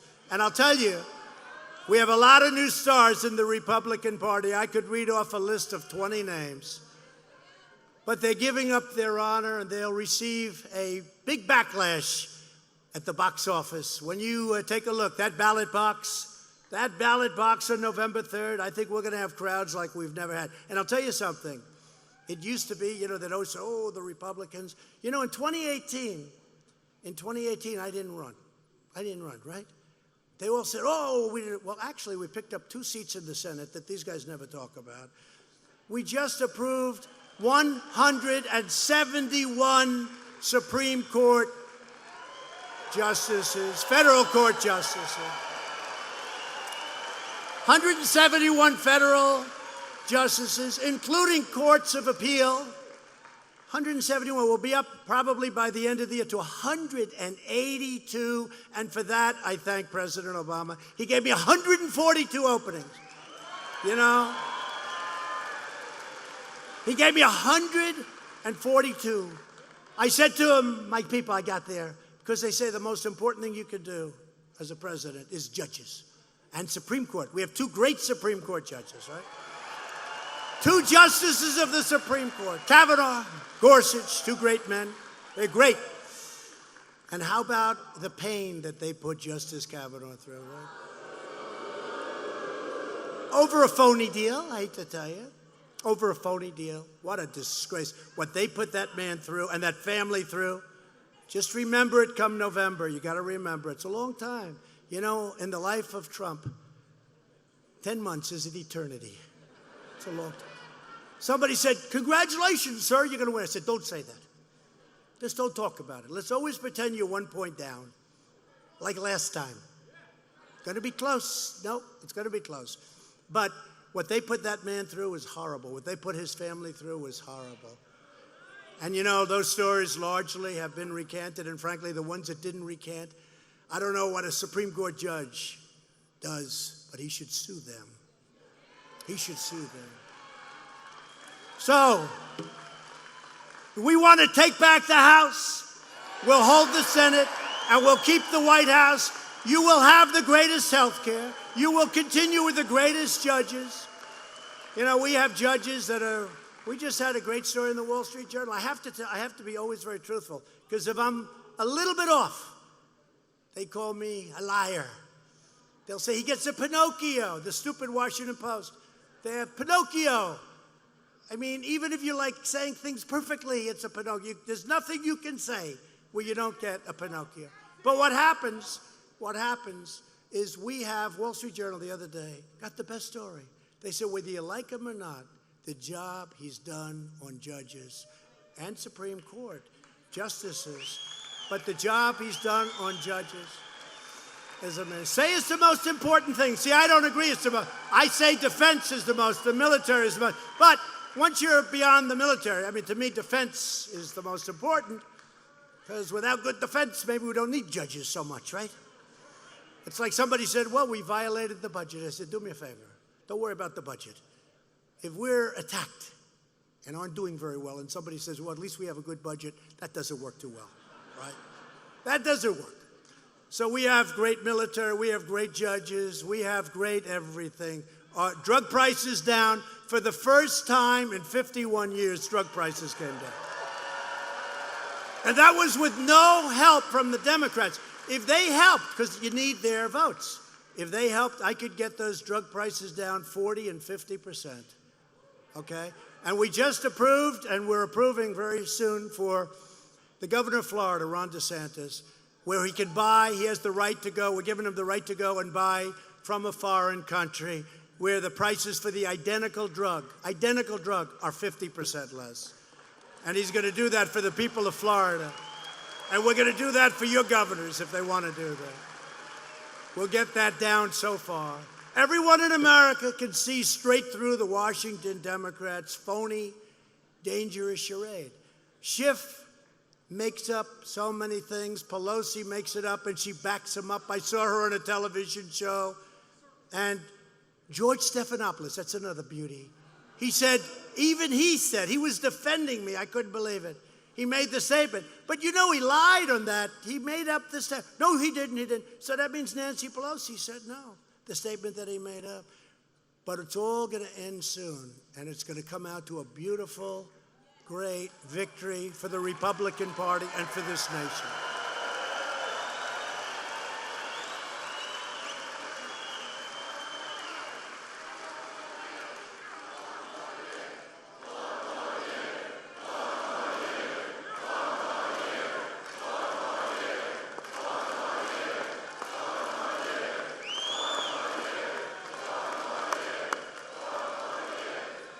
Thank you very much. So that's it. We have the greatest country. We've turned around a ship. We need 4 more years. If we don't have it, now if you want to drive them crazy, we had one group in Pennsylvania. Some guy started screaming, 16 more years, 16. They went crazy. And you know what they don't understand? When I do get out, they're all going to go out of business. They're making more money than they've ever made. That crazy New York Times, one of the worst newspapers in the world, one of the most dishonest newspapers in the history of the world, totally phony. They came out with a story where it was a great headline for me. And the people that read it, the super radical left, they called and complained so much that they changed the headline and took it from positive to negative on a good story. Can you believe it? No, they're among the most dishonest people. But I'll never forget, before I took that great escalator ride down with our First Lady's doing a great job. Great job. I said, First Lady, you're so lucky I took you on this journey. This wonderful, beautiful journey. And it is. You know why it's a wonderful, beautiful journey? Because look at what we're accomplishing is unbelievable. It's unprecedented. It is unprecedented what we're accomplishing. We're so lucky. I say it to all my people. I have great people in the back. I say, you folks are so lucky I took you on this. You could be home right now relaxing. But I'd rather be here, frankly, than any place. These rallies are great. They're inspiring. You are inspiring. And you know, it's funny. We're not even into election season. You know, it's a long way away. We're not even in it. And yet, I think the enthusiasm right now is greater than it was even before the 2016 election. Does that make any sense? I think a lot of it has to do with the witch hunt.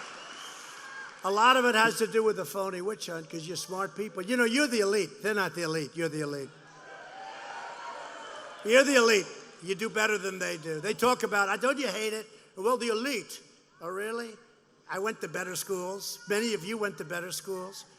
We won't talk about homes, even though your homes are nicer. We won't talk about jobs. You see the jobs reports. You see what's happening. Do you see where wages are going up? You know, when I first started, when I was here, one of my first speeches, I was talking that people made more money.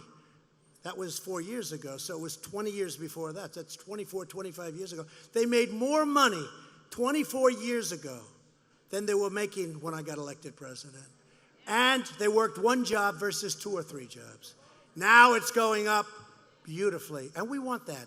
The salaries, and you know, the #1 group of people that are going up is the blue-collar worker. It's percentage the best, the blue-collar worker. They had 2 and 3 jobs. The blue-collar worker is going up the most. Anyway, so, and you know what else, the thing I'm happiest about? African-American unemployment, the lowest in the history of our country. African-American. Remember I used to say, you remember, look at you. Are you the greatest guy? Everyone thinks, do I pay? I'm telling you, I have a group of African-American guys and gals, by the way, that follow me around, and they think I pay them, and I don't. I love them. They love me. They come. How many rallies have you come to? A lot. They're great people, just great. Thank you.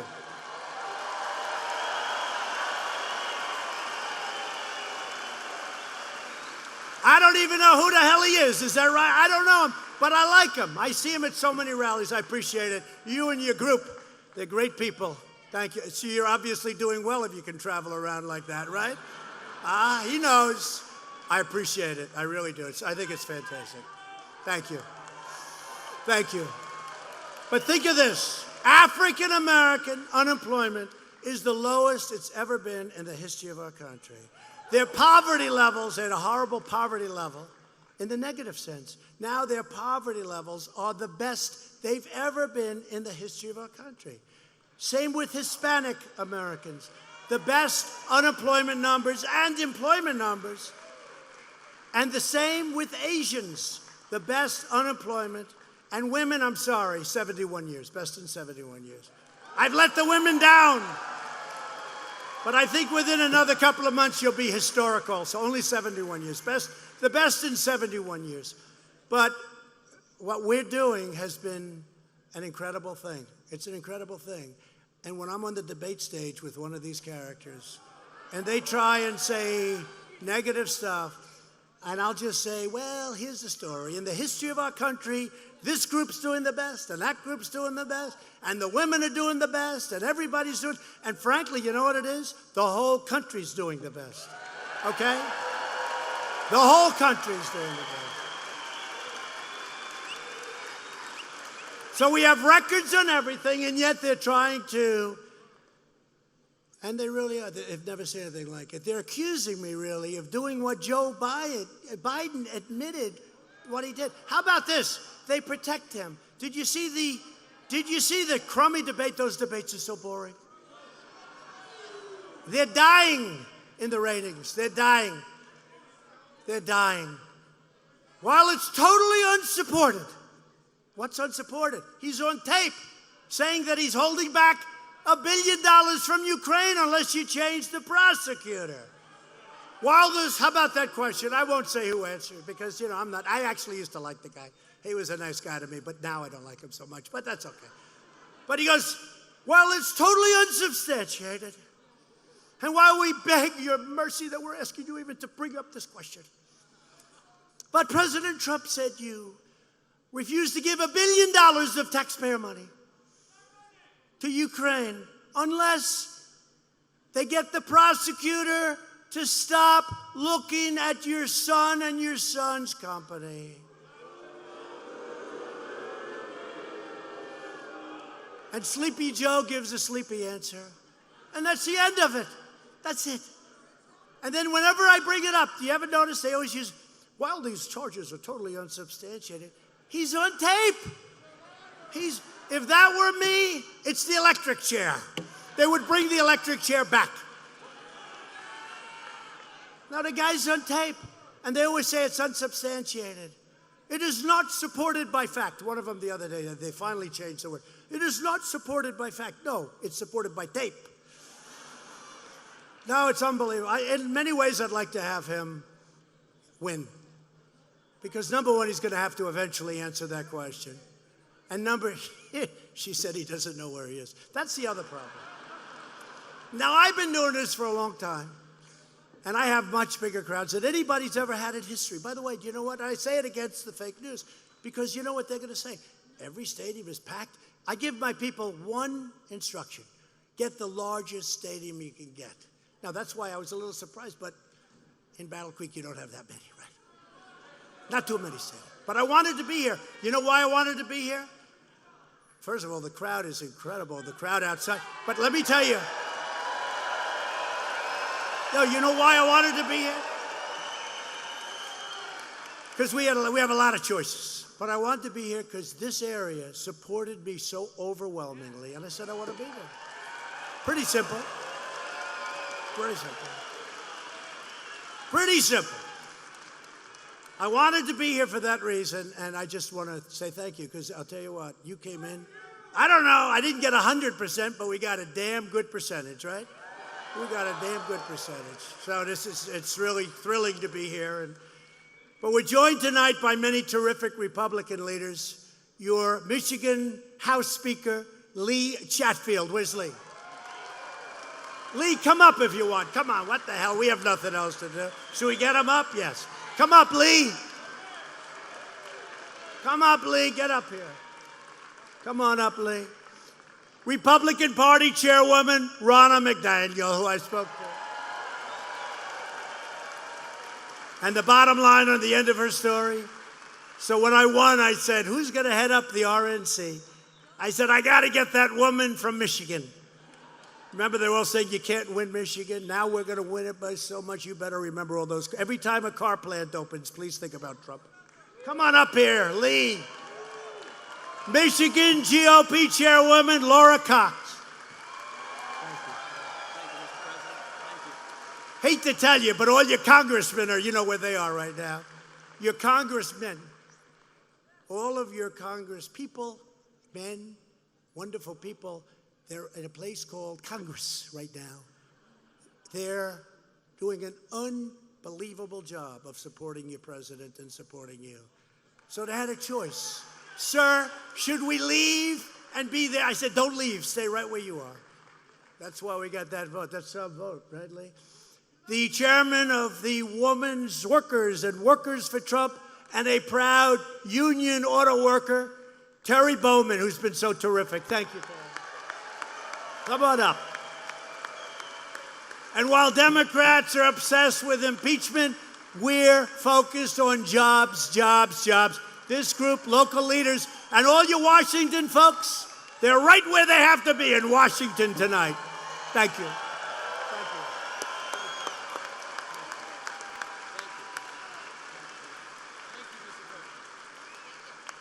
you. Great job. Thank you very much. We've eliminated more job-killing regulations than any administration in the history of our country, whether it's 4 years or 8 years, or in one case, much more than 8 years. In a period of 2.5 years, we have eliminated more regulations than any other president by far. You're saving almost $3,000 a year because of regulation cuts. Total income gains for median households will reach $10,000 a family. I'll give you a couple of quick numbers. So under President Bush, for 8 years, you save $450, meaning you took in $450. Okay, fine. Under President Obama, you took in $975. Under President Trump, including the energy savings and the regulation savings and the tax cut savings, it's more than $10,000 in less than 3 years. Pretty good, right? So for 8 years, you had a $400, $450, and a $975. That's 8 years. $450. In less than 3 years, you had more than $10,000. That goes right into your pockets. It's one of the reasons our economy is doing well, because as they say, the consumer is doing better than they've ever done, and that's great. That's what we wanted. We've ended the war on American energy, and the United States is now the #1 producer of oil and natural gas on planet Earth. And these maniacs want to close it up. How about going to Texas? You know, Beto, what? Remember when he said, I said, oh, this guy's a loser. You know, a salesman, like if you're a great salesman, you never talk that you're a great salesman. You don't walk in and say, oh, I'm a great salesman. Any guy that does that, they're no good. It's those quiet type that get you, you know, the ones that don't talk. So Beto, when he first got in, remember this clown? He gets in. He gets in. I was made for this job, to run for president. After about 2 weeks, they killed him. He was gone. But you remember, he was against the Bible. He was against religion. He was against guns, and he was against oil and gas. And he comes from Texas. I said, that's the platform. Think of it. He's against religion. He's against guns. And he gets oil and gas. Think of it. Now, I don't like to bring it up because he's gonzo, but he comes from Texas. I said, Abraham Lincoln can't win in Texas with that platform. But they are, all of them. They want to close up your energy. It's a big deal. They want to close up your steel mills. They don't want your steel mills. Look at what I've done for steel. I mean, the steel is back. We taxed all of the dump steel coming in from China and other places, and your steel mills are doing great. They're expanding all over the country, and they were going to be out of business within 2 years. The way they were going, they were gone. United States Steel is spending now billions of dollars on expansions. Every major Democrat running for president has pledged to eliminate gas-powered automobiles and destroy the U.S. auto industry forever.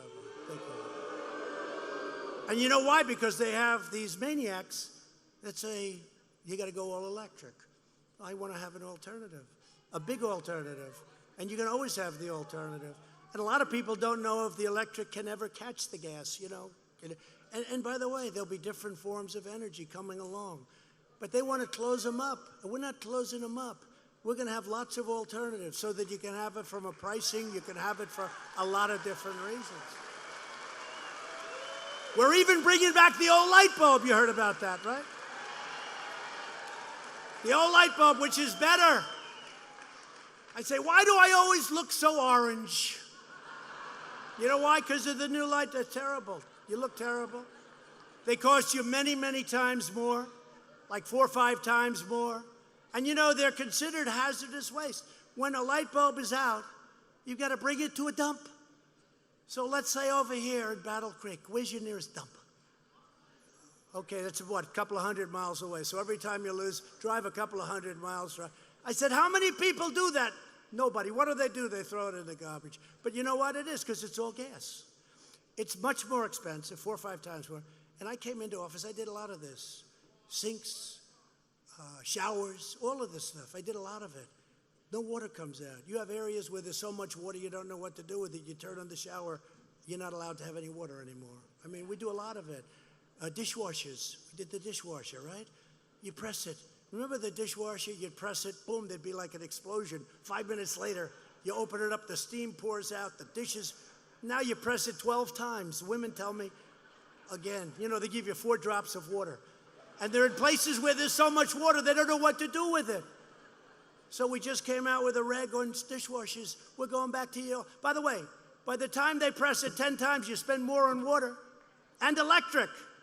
Don't forget, the whole thing is worse because you're spending all that money on electric. So we're bringing back standards that are great and better machinery, but you can have the water again, right? But with the light bulb, I said, what's going on with the light bulbs? So a lot of people are complaining about the cost. So I had a couple of experts come in. I said, tell me, what gives a better light? Well, we like the old light bulb better. I said, I like it better. And so what I did is you can have either one. If you want to buy the newer kind, you can. And if you want to look very handsome or beautiful by buying the older kind, like I do. So we're bringing back the old light bulb. So it's a much less expensive. It probably gives a better light, but whatever it is. And you'll be able to spend a lot less money for a light bulb. I mean, it sounds like little, but it's big stuff, okay? It's big stuff. And we're doing it with a lot of other things, dishwashers, and, you know, I won't tell you one of the things, because every time I tell you, they do a big number on it. You know the one I'm talking about, right?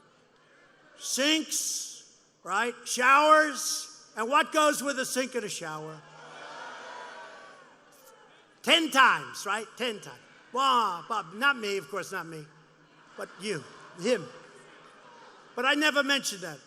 Because one time I mentioned all 3. I said, sinks, showers, and toilets. The headline was, Trump with the toilets, toilets. That's all they want. They don't even mention this. So I didn't mention that, okay? I go off the record. But you know what? It's terrible. You want to wash your hands, you turn on the sink, no water comes out. So you leave the water go 10 times as long. It's the same thing. You have a shower. It's no good for me. For me, you know the one thing that came out really good about being in this business?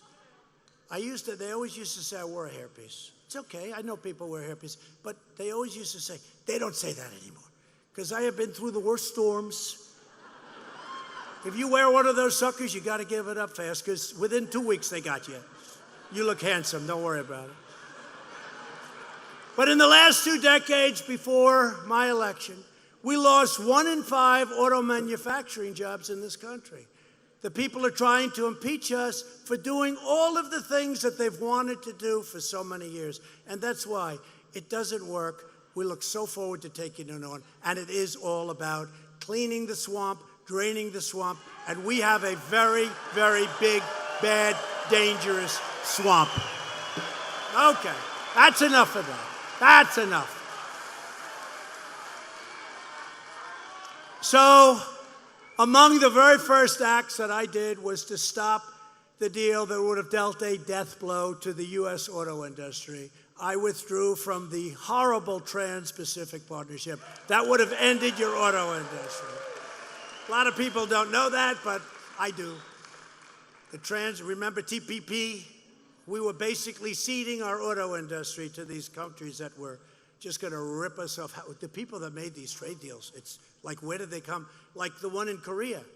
That was a Hillary Clinton special. She said, this will produce 250,000 new jobs. And I said, well, what happened? He said, well, she was right, except it was for South Korea, not for us. No, it's true. It produced 250,000 jobs for South Korea. These deals were so bad, but now they're getting really good, and some of them are getting like great, and over a period of time, they're going to be phenomenal. Wait till you see the numbers that start coming out of this country over a short period of time. But we have to go through a little pain because we have to do it, and then they all say, we're going to withdraw. And then I say, you can withdraw. I don't care. We're putting tariffs on your country. Then they say, we'd love to make a deal, sir. The new USMCA has powerful protections to keep auto manufacturing jobs right here in Michigan where they belong. Since the election, we've created 41,000 brand new motor vehicle and parts jobs, manufacturing jobs. Remember the statement by President Obama? You'd have to wave a magic wand. Remember the magic wand? Because manufacturing. And I said, you know, that sounds strange. What do you do if you don't have manufacturing? How do you make things, right? Manufacturing jobs won't happen. Well, we've got 600,000 manufacturing jobs, and you're going to see a big, big increase. I mean, the truth is, we need more people. You know what? We need more people. We need more people coming into the country, and they're going to come in, and they're going to come in through merit, and they're going to love our country, and they're going to respect our country, and they're going to work.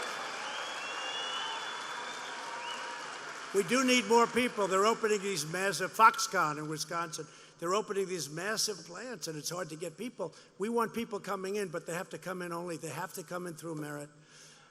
Fiat Chrysler recently announced a $4.5 billion investment in Michigan, including the first new auto plant in Detroit in more than a generation. And General Motors recently announced a $300 million investment at its Orion assembly plant right here in Michigan. Come on, General Motors, let's go.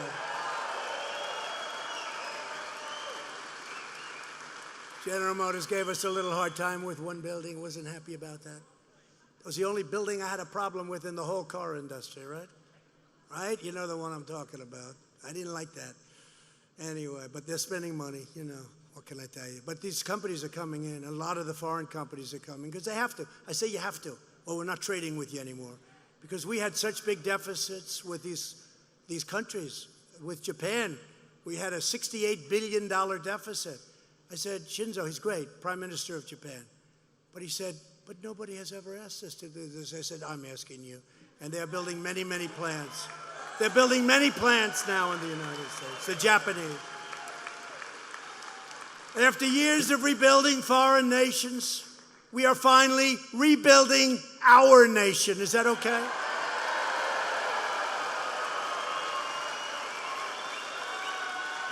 We were surrounded with globalists. You know, they think it's okay.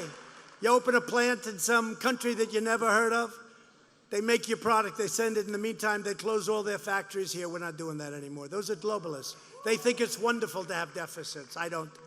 They think it's great. It's a great thing to have deficits. No, those are globalists. The globalists are passé. On no issue have Democrat politicians more thoroughly betrayed the American people than immigration. Every Democrat running for president wants to open the floodgates to unlimited refugees from all around the world, overwhelming your communities and putting our national security at grave risk. My administration has taken bold action to reduce the influx of refugees, and we are making sure local communities like yours have a much greater say about who gets admitted into your own neighborhoods. Some of these stories are so sad. Some of the stories are so sad. When it comes to setting immigration policy, we always remember this sacred truth. Our first duty and our one true allegiance is to you, the American people, before anybody else. We must care for our own citizens first. Democrat immigration policies are resulting in brutal assaults and wicked murders against innocent Americans. I don't know if you even know what's happening. It's terrible. And we've moved out thousands and thousands of MS-13 thugs out of our country. And we have agreements now with Guatemala, Honduras, El Salvador. You know, they didn't used to take them back. If we had a murderer and we said, get him the hell out. You know, we don't really want them in our prisons and take care of them for 50, 60 years. We want to bring them back. They wouldn't take them. The planes used to go around and around. Don't land. Don't land. With us, they land. We worked out deals with every one of them. We stopped giving them all the aid. You know, we're giving them all this money, and then they said, we're not going to let you land. We're not going to let you take them back. I said, that's okay. $500 million we were giving them. I said, now we give them $5. We give them nothing. All of a sudden, they said, we would love to have them back. We would love it. It's wonderful to have them back.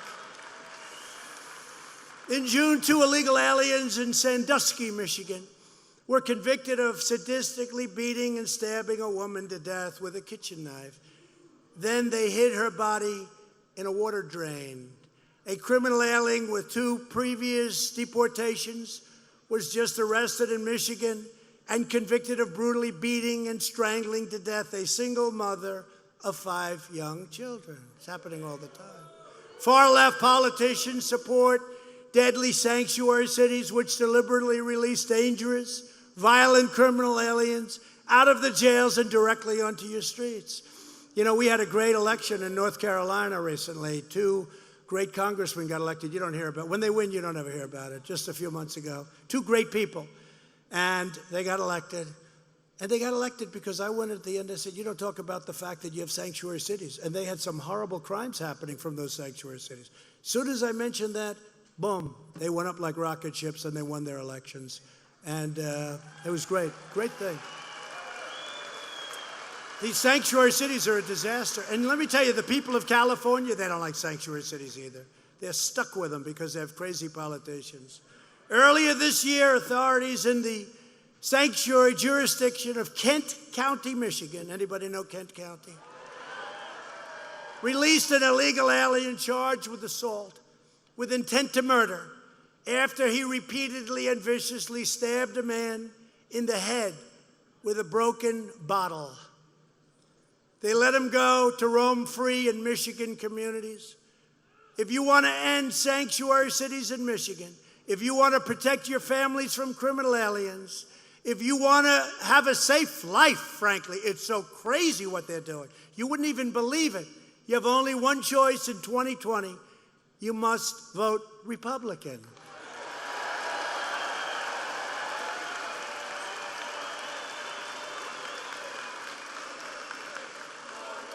Thank you. Thank you. I'm surprised you, as you know, you do have sanctuary cities in Michigan. I was almost surprised to hear it, but you have them. It's one of those progressive things. I think they're doing a wonderful favor for the world. And now we're getting these prosecutors that, you know, you murder somebody, they give you 2 months. They fight that you don't even have to go to jail. What's going on is crazy. Thanks to our tireless efforts to secure the border, illegal crossings are down 75% since May. And we've ended catch and release. We've ended it. We could have ended it so easy. It's called a loophole. You catch them, and then you release them into our country. That's what you had to do by law. And if you don't do that, they arrest the Border Patrol people. You believe this? The Border Patrol people were in more danger than the criminal aliens coming in. And some of these people are not good people. Remember the caravans coming up? We called them caravans. And they're interviewing the people. I'll never forget it. One nice, innocent reporter, female reporter. And what did you do? Well, I want to come to America. Okay, good. What did you do? Murder. What? This was on live television. They didn't play that clip too long. You know, one of the beauties back there. What did you do? Murder. Oh, yeah. These are the people. Because look, when you have a caravan of 8,000 or 10,000 people, a lot of those people, do you think that Guatemala, Honduras, El Salvador, do you think they're sending us their finest? I don't think so. All right? How about the lottery? That was a Schumer deal. You know, Chuck Schumer, Crying Chuck. Crying Chuck Schumer. You know, I used to be a big contributor to him. He used to kiss my ass, Chuck Schumer. He'd do anything. He would have done anything for me. I didn't think I asked him. Get Schumer on the phone. You do this, you do that. You get him on the phone at Santa Beach. He would have done, I didn't need anything, but he would have done anything. Now it's like, the president has not acted. Give me a break. Give me a break. Find out how much money did I give a raise to Chuck Schumer. And Chuck, give all that money back, please. Carolyn Maloney, give that money back. Every penny should come back. They act so pompous. They act so righteous. They're not righteous. They're not righteous. They're bad people. The far-left Democrats have never been more extreme than they are now. Democrats are pushing a socialist takeover of health care that will take away your coverage and take away your doctor. 180 million people are going to lose. A lot of people here now have health care finally under us. That's phenomenal. And that's what you want. They want to take it away, 180. They want you to go to a hospital ward someplace and sit there all night. I don't think so. Not in this group. And you know what? Some people, it's good. Some people. But can you imagine? They want to take away 180 million people. Great, private, highly negotiated health care where you have your own doctor. Remember Obama 28 times, 28 times, you can have your doctor, you can have your plan. Didn't work out that way, did it? I think we should impeach him for that. Let's impeach him. For that, for the IRS scandal, for the guns. Remember the guns he was giving them to anybody that wanted them? He gave guns to the worst people in the world, and then they didn't have them registered right. Not too good. Impeach him. Why did the Republicans impeach him? Those were really, how about giving Iran $1.8 billion in cash? How about that? By the way, I ended the Iran nuclear deal. I hope you're happy. Much different country. But how about giving Iran $1.8 billion in cash? Many big planes going over to Iran loaded up to the ceiling with cash. You know what? $1.8 billion. You ever see, like, at a casino, $1 million wrapped up? It's a big pile of stuff. That's $1 million. Now multiply it. $1.8 billion in cash he gave. So why is he allowed to do that? Did anybody try and impeach him for that? Everybody knew it was wrong. Republicans will strongly protect patients with pre-existing conditions, and we will protect your pre-existing physicians. Virtually every top Democrat also now supports late-term abortion, ripping babies straight from the mother's womb, right up until the moment of birth, right? That is why I've asked Congress to prohibit extreme late-term abortion, because Republicans believe that every child is a sacred gift of God. Democrats are now the party of high taxes, high crime, open borders, late-term abortion, socialism, and blatant corruption, and that's what it is. The Republican Party is the party of the American worker, the American family, and the American dream. And that's really what it is, too. We're also the party of the great Abraham Lincoln. A lot of people forget that, but we have to bring it up. To protect the health and safety of our citizens, we awarded $100 million to improve water infrastructure in Flint. How badly was Flint? Who were the geniuses that did that deal? You have clean water coming into Flint. They had to pay a very tiny little fee. So instead, they go into this horrible, horrible, really polluted water, and the water comes out of there. They spent hundreds of millions of dollars to save like a couple of bucks, and the water was so terrible, and it hurt the people. It hurt the people. But we're getting it fixed. And I know your previous governor was a Republican, but I was not a big fan of his. I was not. But I'm not a big fan of the one that can't fix the potholes either. We're committed to ensuring America has the cleanest air and the cleanest water on planet Earth. And that's what it's about. It's about clean air, and it's about clean, beautiful water. And it's about keeping our industry, not closing it because of the ridiculous Paris Climate Accord. How's Paris doing? I don't think too well. How's Paris doing with the yellow vests? The yellow vests, you know why? Because they raised gasoline prices so they could send the money all over the world to countries that the people in France never heard of. It's not working out too well. We're lowering prices. We're lowering taxes. We're making it possible. I mean, look at gas prices now. Look at gas prices. I recognize Israel's true capital and opened the American embassy in Jerusalem. And we also recognized Israeli sovereignty over the Golan Heights. A big deal. For years, you watched as your politicians apologized. Remember? I would like to apologize.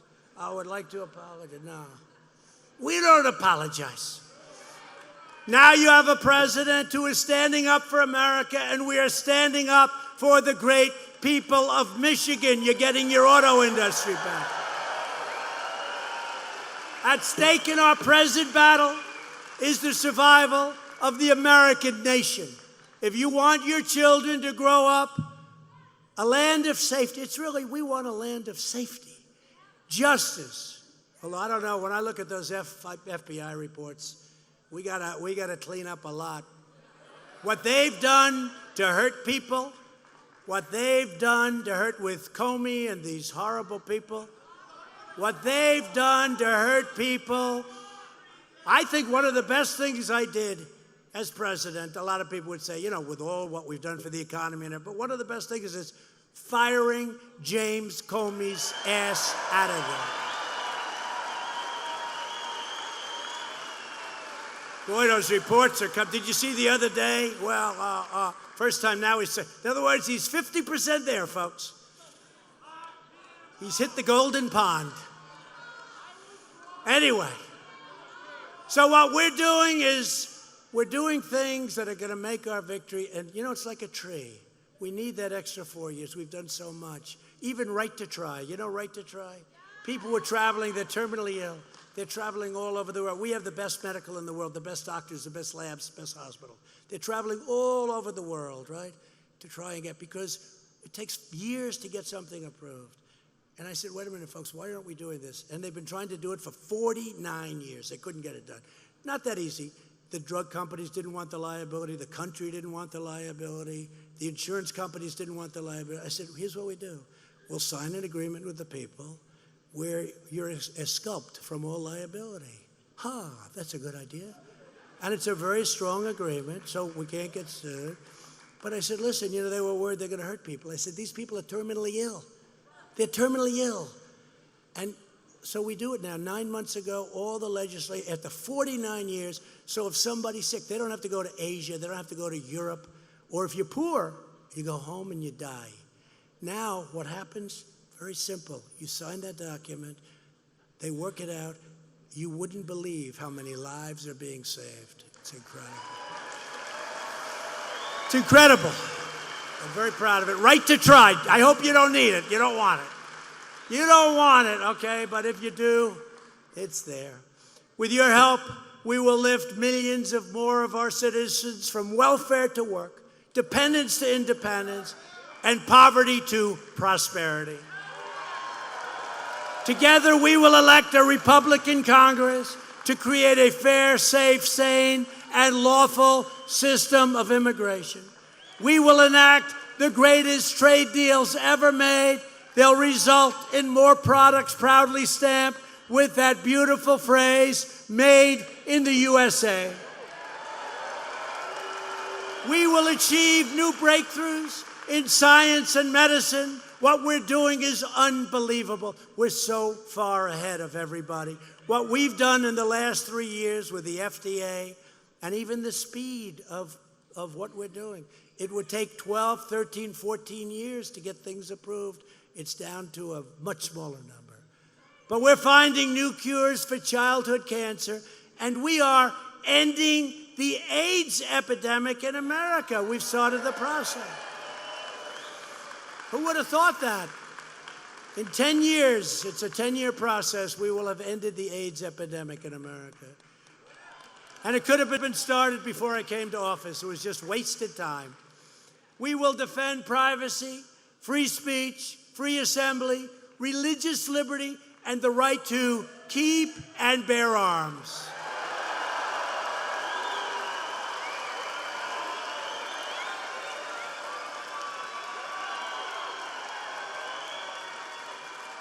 Above all, we will never stop fighting for the sacred values that bind us together as one America. We support, protect, and defend the Constitution of the United States. We stand with the incredible heroes of law enforcement. They're incredible. And that includes ICE. You know how tough these people are? These are great patriots. They love our country. Even the sheriffs, the law enforcement, some of the people that they're dealing with, these guys walk into, they call them a nest.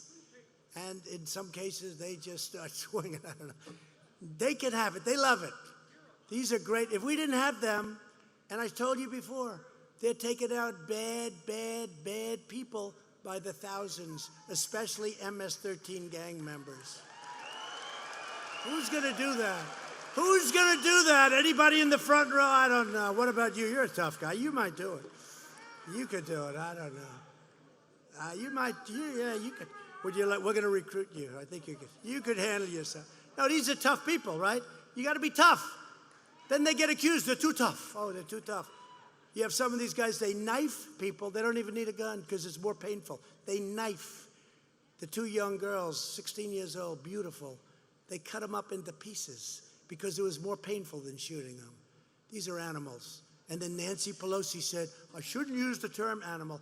And by the way, she ought to go home and take care of her district where the homeless is all over the place and the tents and the filth and the garbage is eroding right into the Pacific Ocean and into their beaches. She ought to go and take care of her district in Did you see what's going on? And it rains, and it's filth, and it's needles, and it's drugs, and it's you know what. It's everything. And it goes right into those storm sewers. Storm, not sanitary, storm. And it goes right out into the Pacific Ocean, into the beaches. And we find San Francisco and Los Angeles and San Francisco, but we've just sent them a tremendous dollar fine for what they're doing. And Nancy Pelosi is playing games. She ought to go home and take care of the homeless and take care of the filth and everything. San Francisco was the most beautiful city. When you look at what's happened with the tents all over the place, where the police officers are getting sick just from walking the beat. They're getting sick. Diseases are coming back that this world hasn't seen for 30, 40, 50 years. It's a disgrace. She ought to get back and take care of her district instead of wasting time on this nonsense. We believe in the dignity of work and the sanctity of life. We believe that faith and family, not government bureaucracy, are the true American way. We believe that children should be taught to love our country, honor our history, and to always respect our great American flag. And we live by the words of our national motto, and it's always going to be up there. You know, they want to take everything down. They don't want Thomas Jefferson anymore. They don't want anything. That's a terrible thing, and we fight for it now. We fight. These words will never be taken off. I don't care where I am. If I'm up there, if I'm down here, I don't know. But we'll be fighting. We'll never take these words off. In God we trust.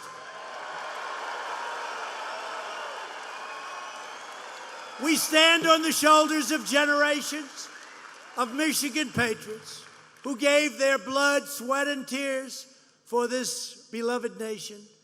This is the state where Henry Ford invented the assembly line. It's the place where General Motors, Chrysler, and Kellogg transformed the nation.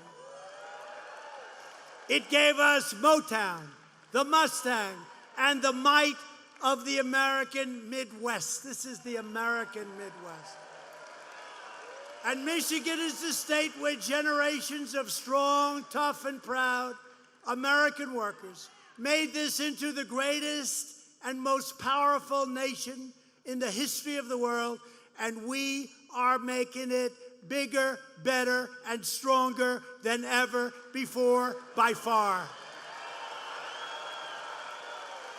Loyal citizens like you help build this country, and together we are taking back our country. We are returning power to you, the American people. The Democrats took the people of Michigan for granted, but with us, you will never be forgotten again. The forgotten men and women of this country will never, ever be forgotten again. And I'm fighting for you, and I love doing it with everything that I have, and I will never, ever stop, and you know that. I will say, I could have a much easier life. Some people say, why is he doing it? You know why I'm doing it? Because we're doing the thing. And look, what we're doing is we're bringing back our country again. We're respected again. We're respected again. We are so respected, you don't even know how respected.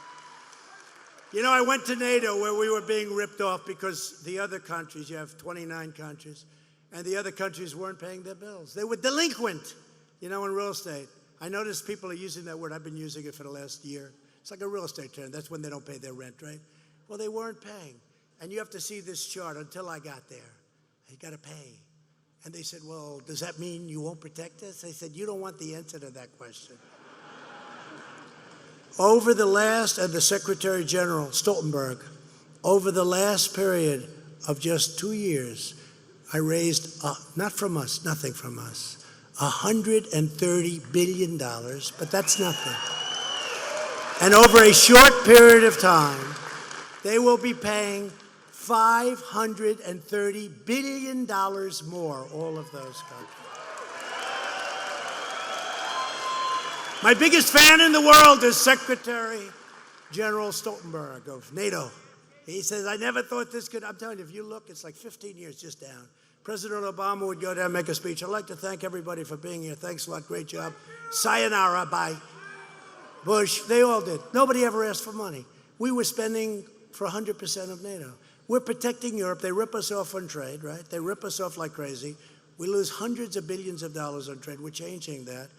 But it's a long time. You know, it's been going on a long time. They don't take your product. They don't take your cars. They don't take your farm product. They don't take your medical machines.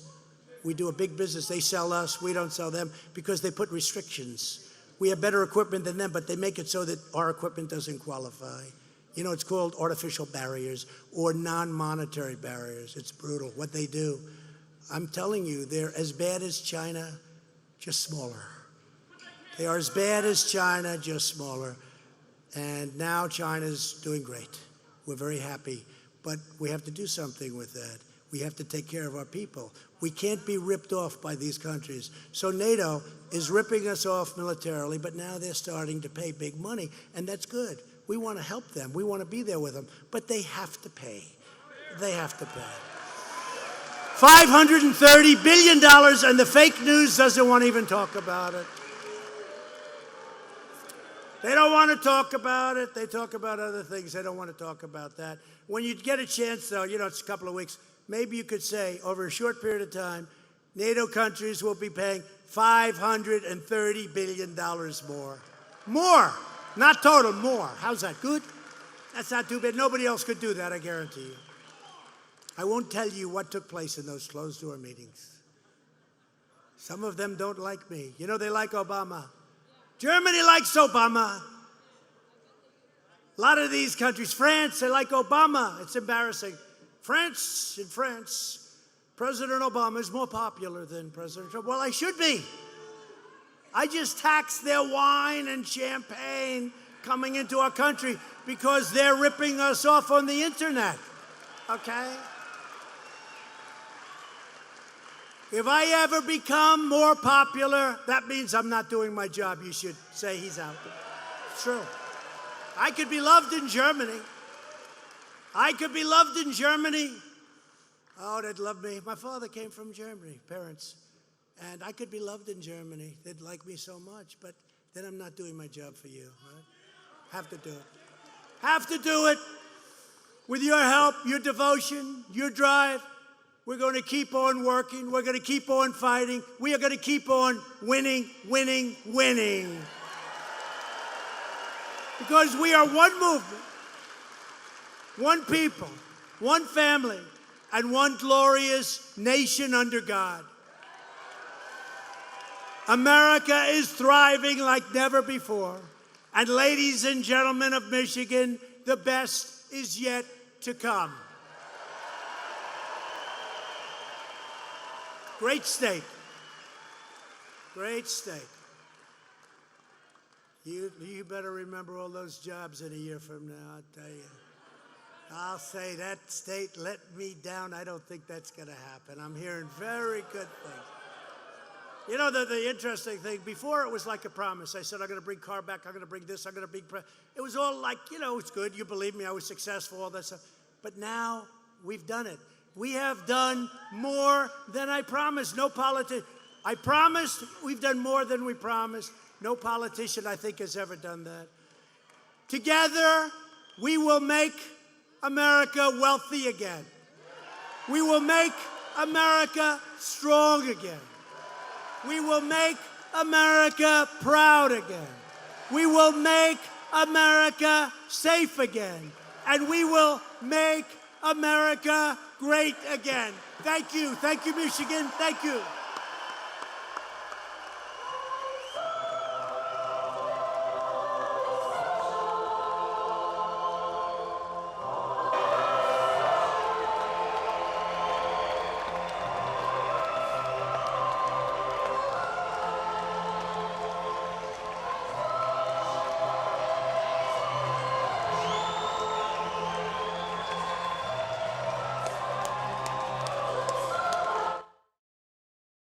Good evening, everybody. Again, thank you so much for watching Fox News Now. Pilar Arias, I've been here with you through it all. The impeachment votes on the House floor. The president convicted on both articles, abuse of power and obstruction of Congress. The same night, he held one of the most lengthy rallies I have seen in Battle Creek, Michigan. Senate trial happening 2020.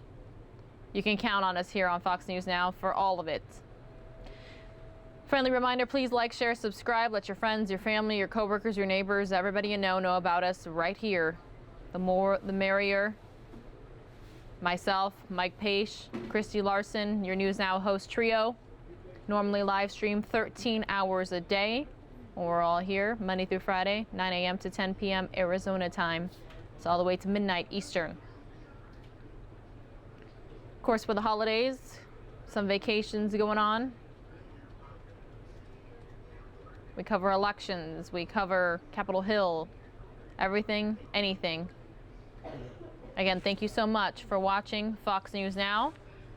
Have a great evening, and we will see ya again tomorrow.